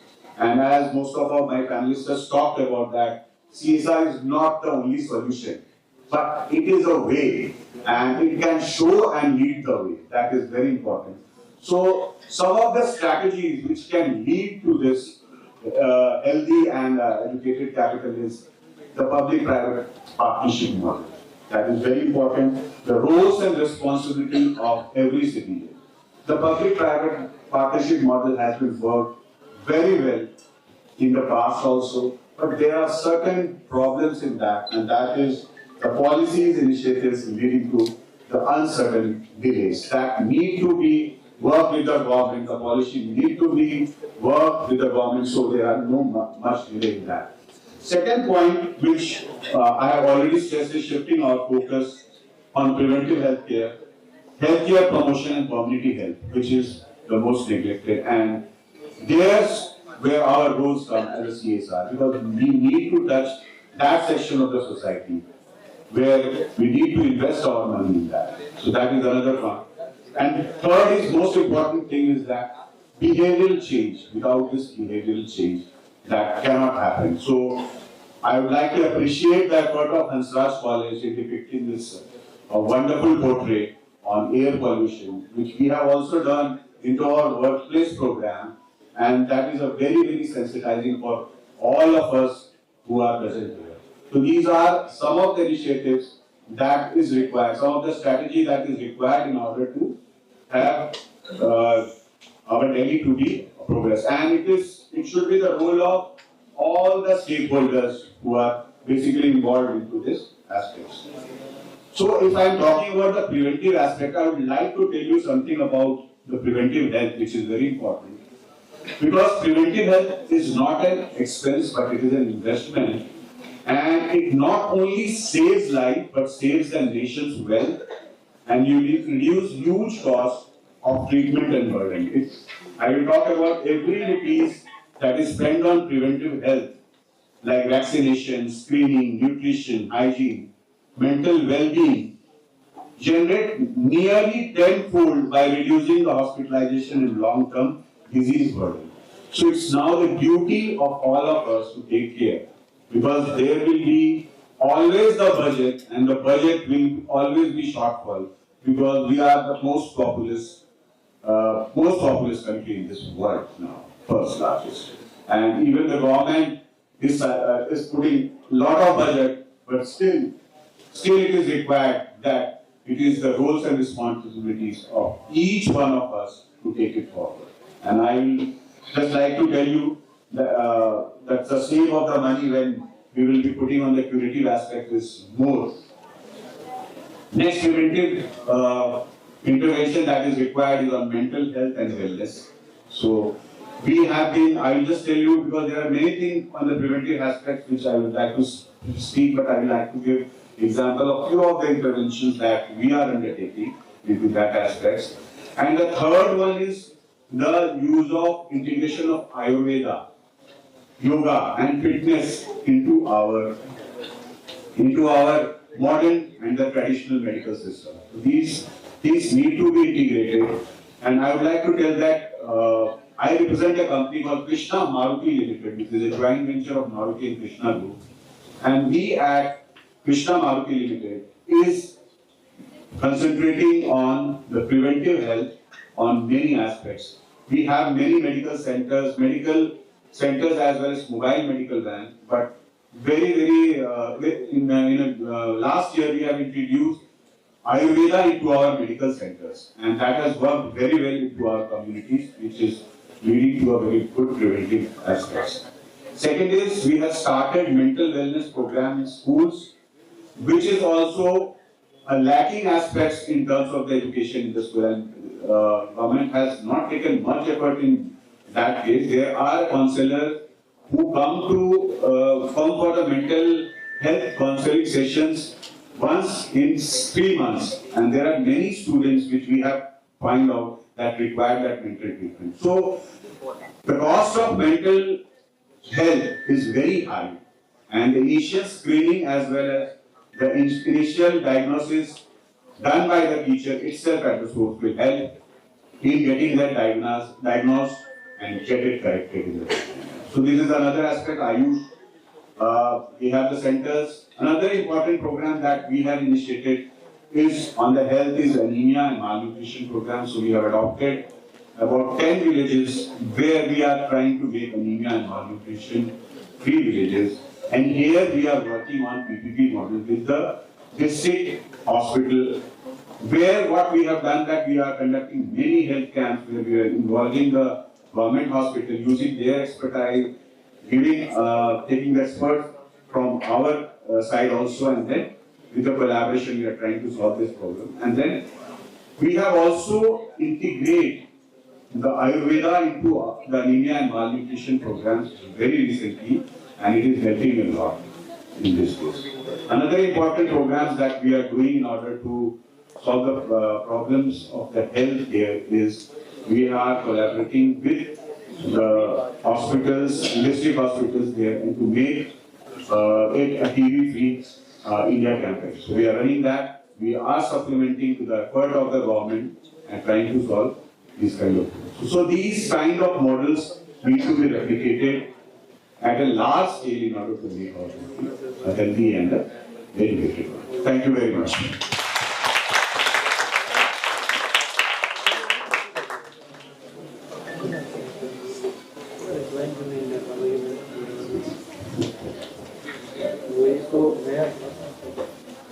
With this, we come to an end. Before ending this one, I would like to thank my co-panel members for the expert views and their very insights and experiences, which are really very helpful for this group. Mr. Srikanth talked about that how this will for contributing some percentage into the innovation on CSR. That's one takeaway for me. And Mr. Rakesh, he talked about the Philips which has designed some of the innovative lightings to solve some of the community problems. That's one takeaway. I'll take only one takeaway in interest of the time. Dr. Rachna Madam, she talked about ISR, individual social responsibility. And I tell you, when each one of us contribute to some kind of social cause, whole company will become a good corporate. That's my very strong, note. And she also talked about digital world and how this digital world can be taken into the transformational work in society through CSR. That's note for the students. And Mr. Hitesh talked about, the healthcare service delivery and all these innovative models and how we are doing with this 6.5% volume in Delhi. So these are some of the takeaways for me, and how he has designed a very innovative triple field model on healthcare service delivery. I think these are really very strong insights for me. So with this note, I thank all these panel members for this very good and rich insights for all of us. Thank you very much.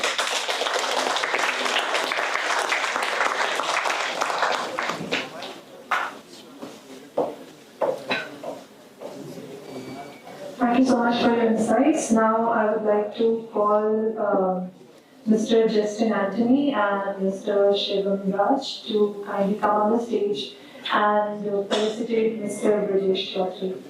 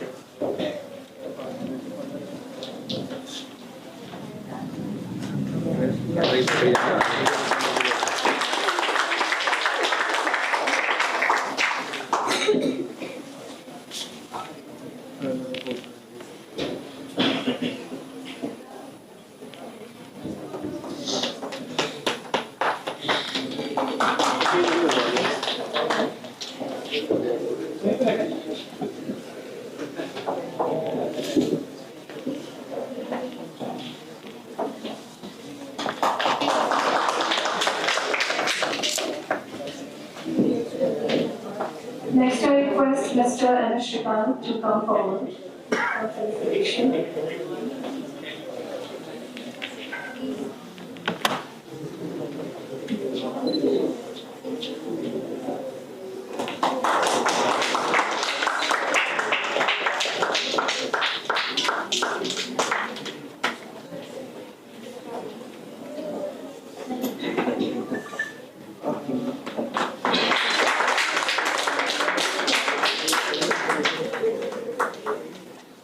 Next, I request Mr. Rakesh Singh to come on stage for the felicitation.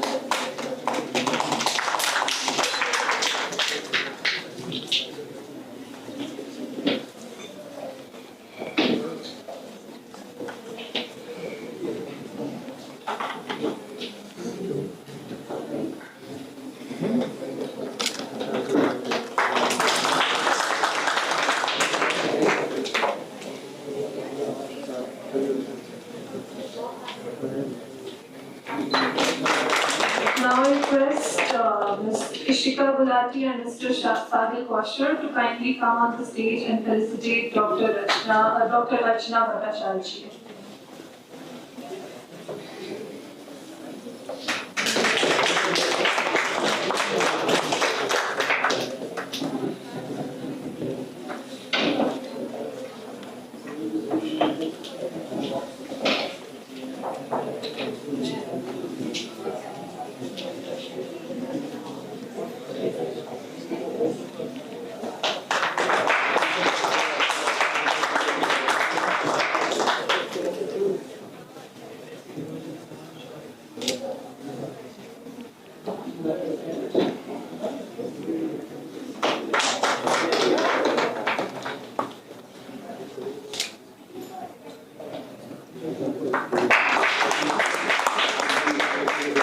Next, I request Mr. Hitesh to come forward for the felicitation.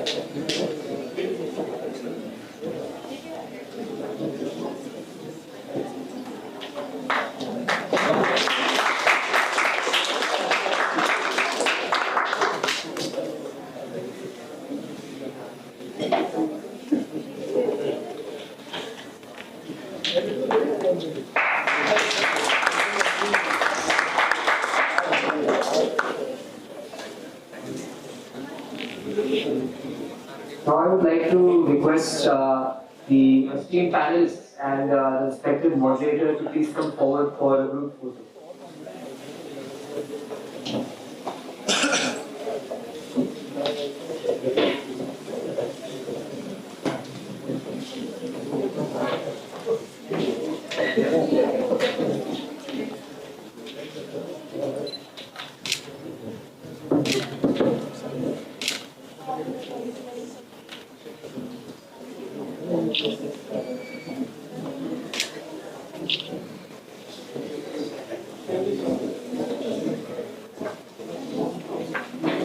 Thank you to the esteemed panelists and the moderator. The panel represented a powerhouse of experience and passion, ready to explore innovative solutions for a more healthier and more educated Delhi. Ladies and gentlemen, as we continue to explore the powerful synergy between corporate responsibility and community action, it is my pleasure to introduce an initiative that embodies this very spirit, the CSR NGO Impact Alliance. This visionary alliance is dedicated to forging stronger partnerships, amplifying collective impact, and ensuring that CSR efforts are deeply rooted in the realities and the needs of the communities that they serve. To shed light on this transformative collaboration and its aspirations, please join me in welcoming Mr. Anuj Bhatia, whose leadership and passion have been instrumental in driving this impactful initiative. Stage is yours.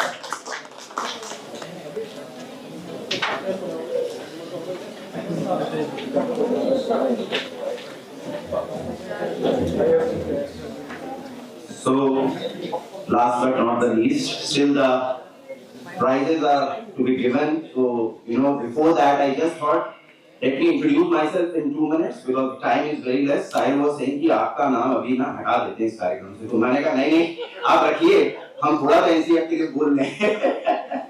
तो क्योंकि समय की कमी है, तो बहुत छोटे में बोलूँगा. मेरा नाम अनुज और मैं सिंगर इंडिया के साथ कार्यरत हूँ. As impact partnership, मेरे साथ अल्पना मैम भी आई हुई हैं. So me and Alpna together see the CSR program. और साथ ही साथ NCF के लिए नोबल सिटीजन फाउंडेशन, क्योंकि इसमें जब मैं जुड़ा था उस साल मुझे एक बार पुरस्कृत किया गया और उसके बाद मुझे लगा इस फाउंडेशन के साथ साहिल और जस्टिन, ये दो मतलब मेरे लिए भाई से भी ज्यादा हैं, ये मैं कह सकता हूँ, इनके साथ जुड़ के इस संस्था को धीरे धीरे हम खड़ा कर रहे हैं. मैं छोटी मोटी जब एडवाइस कुछ देनी होती है, इन्होंने कहा आप एडवाइजर आ जाएं, तो ये मान इन्होंने दिया, इसका धन्यवाद. Coming specially to the programme, तो आज मैं यहाँ एज ए CSR और इम्पैक्ट अलायंस की जो बात कर रहा हूँ, एज एन NCF एडवाइजर बात कर रहा हूँ. सिंगर का जो प्रोग्राम है वो बहुत सिंपल है, वुमेन एम्पावरमेंट पे है. हम सिलाई मशीन उपलब्ध करवाते हैं और महिलाओं को सशक्त करते हैं मशीन के माध्यम से. उसकी बात आज नहीं करूंगा, किसी को उस पर करनी हो बात तो जरूर कर लीजिएगा मुझसे. मैं आज यहाँ बात करूंगा हमारा NGO CSR इम्पैक्ट अलायंस. तो ये इतना सुंदर टॉपिक है कि everything comes into this. From the morning we have been listening that there are different perspectives to CSR. What we in this program think that there are still a major group of those organizations who are working on ground. काम बहुत बेहतरीन, नाम नहीं मिल पा रहा या वो वहां तक पहुंच नहीं पाते जहां कॉर्पोरेट CSR है। और ये फंड के लिए नहीं प्रोग्राम है। This programme is basically focusing on those NGOs जो कार्य तो कर रहे हैं लेकिन उन्हें शायद उसे किस तरीके से पेश करना है, क्योंकि सभी ने कहा CSR is not charity, which is right. I completely agree. Now, but CSR has a social perspective, social angle. So, what's the idea? How to present it? This is what we are trying to make people understand, make organization understand that this is the way you should be approaching CSR, corporate CSR programs, and what NCF is doing. हम एक वही जो सुबह बात हुई ना bridge की तरह है। हम एक तरफ से कॉर्पोरेट CSR को कोशिश करते हैं और दूसरी तरफ हम संस्थाओं की क्षमता बढ़ाते हैं।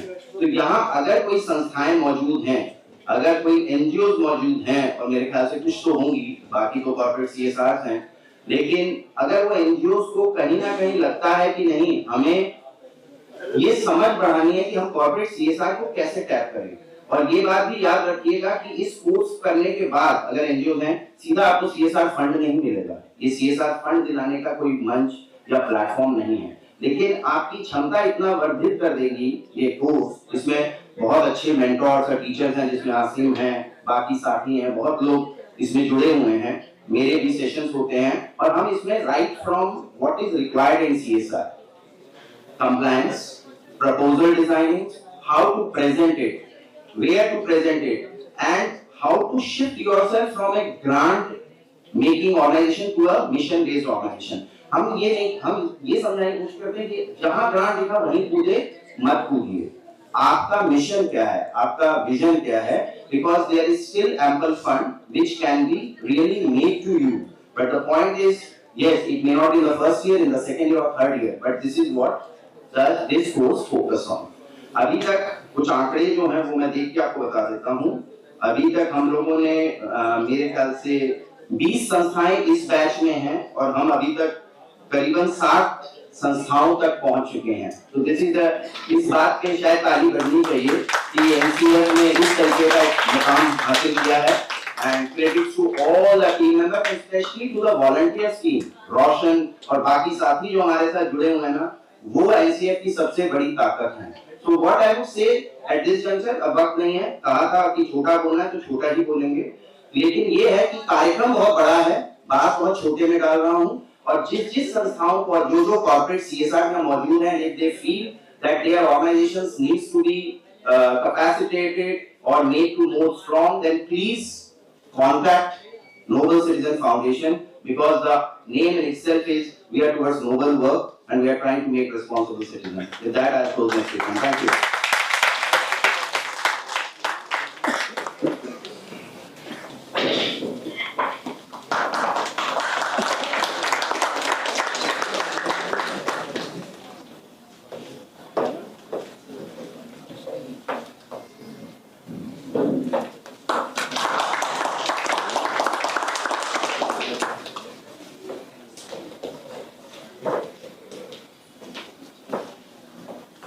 Going on next, it is my distinct honor to introduce a distinguished diplomat, scholar, and dedicated public servant whose remarkable journey embodies the spirit of global engagement and thoughtful leadership. Mr. Mashood Mamabolo is currently serving as Counselor for Multilateral and Bilateral Affairs at the South African High Commission in India, a role that places him at forefront of fostering international cooperation and diplomacy. Beyond academia, Mr. Mamabolo's diplomatic career includes significant postings as Deputy Head of Mission in Bulgaria and diplomat and First Secretary in Vienna. His leadership journey began early, having served as Deputy Chairperson of the South African Student Congress and as a member of the Branch Executive Committee of the African National Congress, Youth League and University of Pretoria. His rich blend of scholarly excellence, diplomatic experience, and youth leadership uniquely positions him to offer profound insights today. Please join me in warmly welcoming Mr. Mashood Bell to kindly share his valuable insight with us.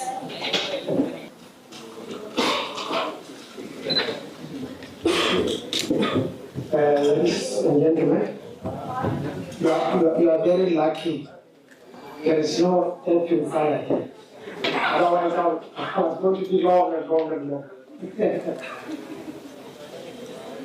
Good afternoon, distinguished guests, respected members of the Noble Citizen Foundation, award recipients, and students of this very important college of the University of Delhi. Of course, and those who gathered here in the spirit of service and celebration. Namaste. On behalf of the South African High Commissioner, Professor Anil Sukla, the first person of Indian descent to be posted in this country as an African ambassador. It is both an honor and a privilege to stand before you today as a chief guest at this remarkable occasion, the Noble Citizen Awards. This event is not just a ceremony, it is a powerful affirmation of the values that bind us together as a society. Empathy, responsibility, and unwavering belief in the power of individual actions. You have seen, you have heard what people are doing in the space of CSR. Let us begin by acknowledging the visionary mission of the Noble Citizen Foundation, a noble society which is empowered, healthy, and future ready. This is not merely a slogan, it is a call to action. It reminds us that the future we seek must be built on the foundation of empowered citizens and inclusive communities and sustainable practices.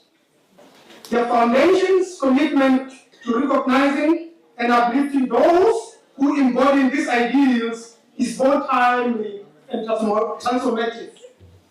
What makes this event truly special is its inclusive spirit. Today, we are joined not only by exceptional individuals, but also by youth, NGOs, institutions, and everyday citizens. This gathering reflects the beautiful mosaic of our society, where every voice matters and every contribution counts. It is a reminder that change is not a domain of powerful alone. It is a collective effort of those who care, who act, and who lead with heart. We often speak of policies and programs as engines of progress. But let us not forget, societies are built not just by legislation, but by everyday choice of responsible citizens. The decision to recycle, to mentor a young person, to speak up against injustice, to volunteer time and resources, these are the quiet revolutions that shape our world. Today, we honor individuals who exemplify this spirit.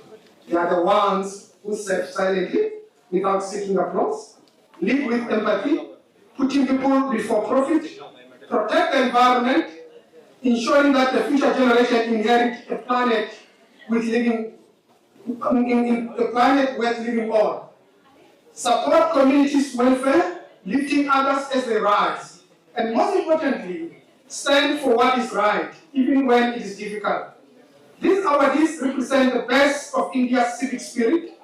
They are just not recipients of recognition, they are beacons of hope.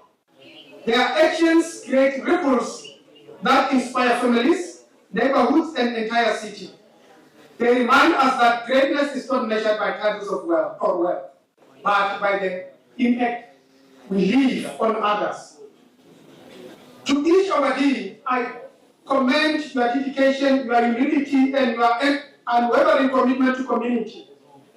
You are role models in the tough sense, in the truest sense. May your journey continue to inspire others to walk the path of service, integrity, and compassion. As I conclude, let me leave you with this thought. In a world often divided by difference, let us be united by purpose. Let us build a society where Nobility is not a privilege, but a practice, where every citizen is empowered, every community is healthy, and every generation is ready for the future. Thank you and congratulations once again to the noble citizens we celebrate today. Thank you.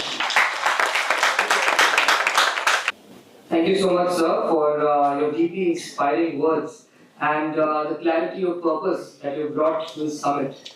Your reminder that change is not the only it's not the domain of the powerful alone, but it's a collective endeavor that is shaped by those who have the power to lead with conviction and those who work together. I think that every one of us would find it truly very uplifting and very encouraging. And also your call to stand for what is right, even when the path is very difficult. It resonates as a timeless principle, one that strengthens the very foundation of ethical leadership and social responsibility. We are profoundly very grateful for your wisdom, your presence, and the values that you have reaffirmed today. Now I would like to request Justin Anthony sir and Sahil sir to please felicitate our chief guest tonight.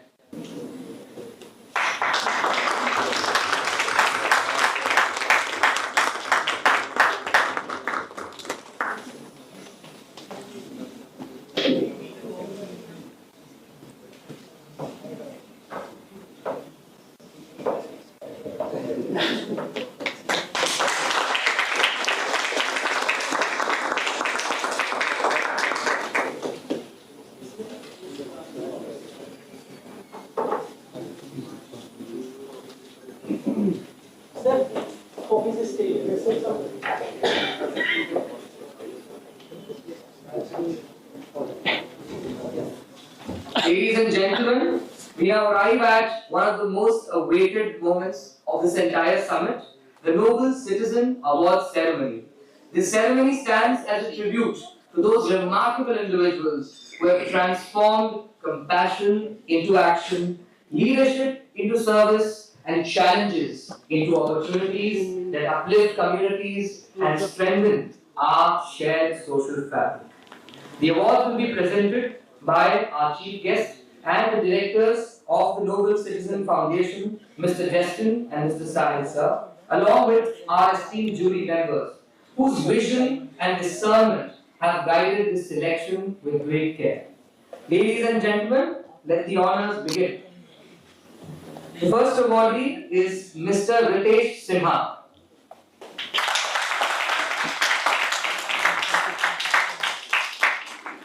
Mr. Ritesh Sinha serves as the Group CSR Head at Krishna Maruti Limited, bringing over 22 years of experience in corporate social responsibility, environment management and development across diverse sectors, including mining, power, pharmaceuticals, cement, automobile, and reputed national and international NGOs.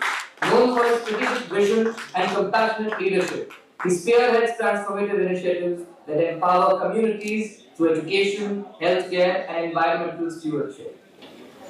Sir, may I now request you to share a reflection with all of us. Thank you very much. It's also again a short message to me as every time. So I'm very much grateful to be the part of this such a responsible audience, and I believe that with the youth sitting here as well as the many corporates which are there as well as the NGOs, we will build a healthier and educated Delhi and the capital with our vision and strategy and through the public-private partnership model. Thank you very much.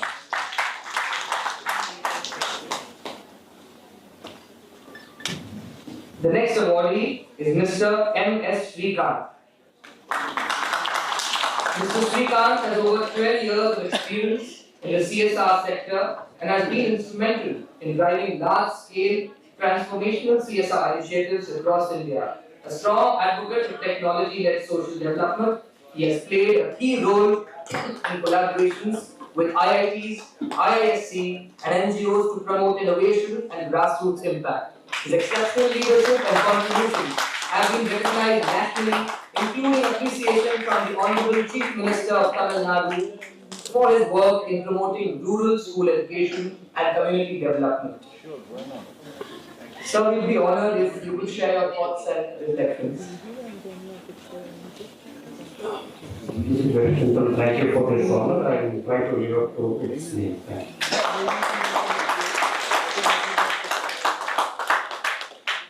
The next awardee is Mr. Aditya Chaudhary.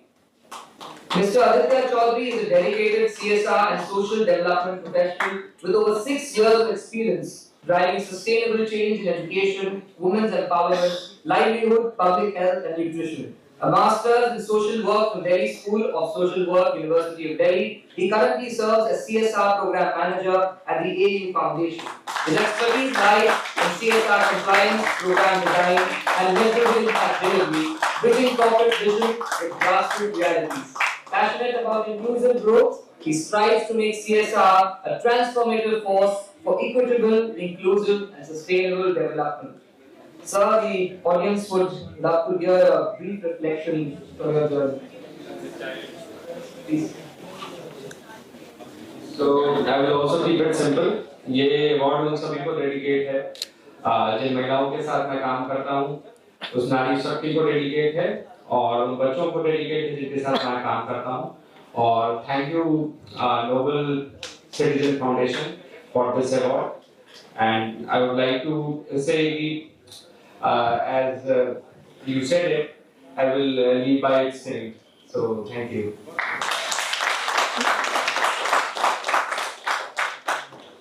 The next awardee is Dr. Shobha Vijender. Dr. Shobha Vijender, the founder and president of the Sampurna Foundation, is a renowned social worker, criminologist and author with over 3 decades of service in social welfare and justice reform. With a PhD in social work, she has empowered countless women and communities through education, skill building and grassroots initiatives. She also leads Bhagwanji Ki Poshak, a campaign, a thoughtful initiative dedicated to providing clothing and dignity for those in need. A visiting faculty at the National Forensic Sciences University, she has authored acclaimed works like Broken Bridges, Broken Rights, and received the Kamala Power Women Award 2024 for her transformative leadership. Unfortunately, due to unavoidable circumstances, ma'am couldn't be with us here today, but congratulations to her. The next awardee is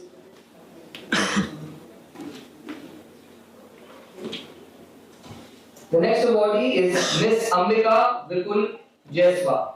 Ms. Ambika Vipul Jaiswal serves as the In-Charge Program Officer and CDPO with the Integrated Child Development Services (ICDS) in Barodara, Gujarat.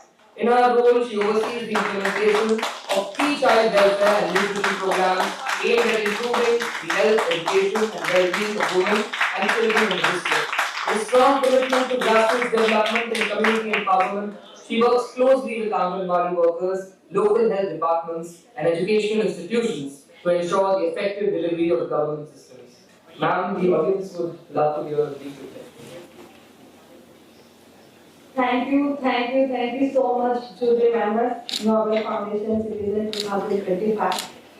मुझे बहुत खुशी हो रही है कि मैं first time ऐसा कोई प्रोग्राम अटेंड कर रही हूँ बिकॉज गवर्नमेंट से है तो गवर्नमेंट प्रोग्राम से अटेंड करना होता है. And special thank you for mister Brijesh Chaudhary जिन्होंने मुझे कॉन्फिडेंस दिया है कि आप एक बार अप्लाई कीजिए. मैंने अप्लाई किया और मेरा सिलेक्शन हुआ, तो थैंक यू सो मच. और आज जो पूरा दिन इतना अच्छा प्रोग्राम अटेंड किया, उसमें सारे थॉट्स पता चले कि हाँ कॉर्पोरेटेड एरिया में क्या क्या लोग सोच रहे हैं, क्या नहीं है. तो रियली ग्राउंड लेवल पर बहुत ज्यादा रिक्वायरमेंट है कि हम जो पब्लिक है उसके साथ कितने अच्छे तरीके से बिल्डअप करके वर्क कर सकते हैं. तो thank you so much once again. Thank you so much.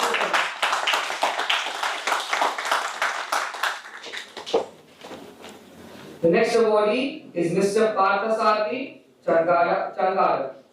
Parthasarthi Changara sir leads CSR at BSES, a joint venture between Reliance Infra and the Delhi government.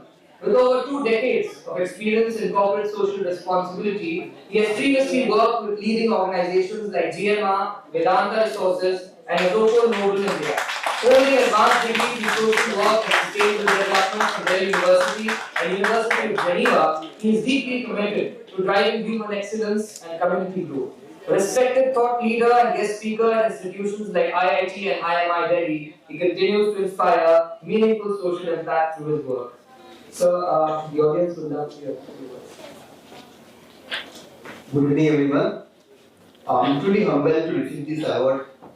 And I see, it is not only recognition of my work, but the countless people with whom I have worked, or the counting unsung heroes I have met in the field, who creates a real India. It's a special privilege also to receive this award in my alma mater, Delhi University, where I have studied. So it makes it more special. Thank you once again.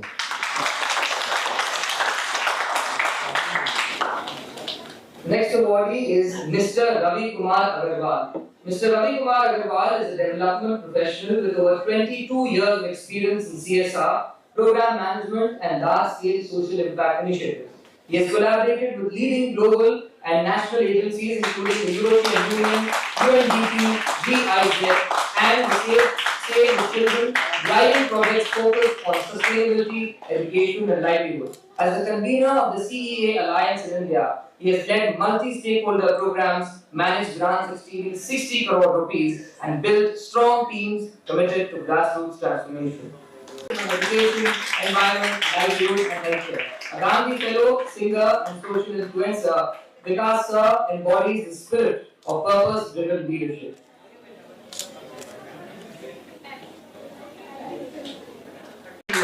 Under her leadership, Singer's flagship initiative, Ek Nahi Pehchan, has empowered over 30,000 underprivileged women with true skills and self-reliance.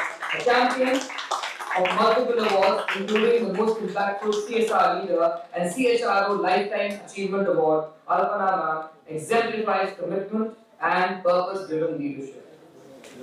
Ma'am.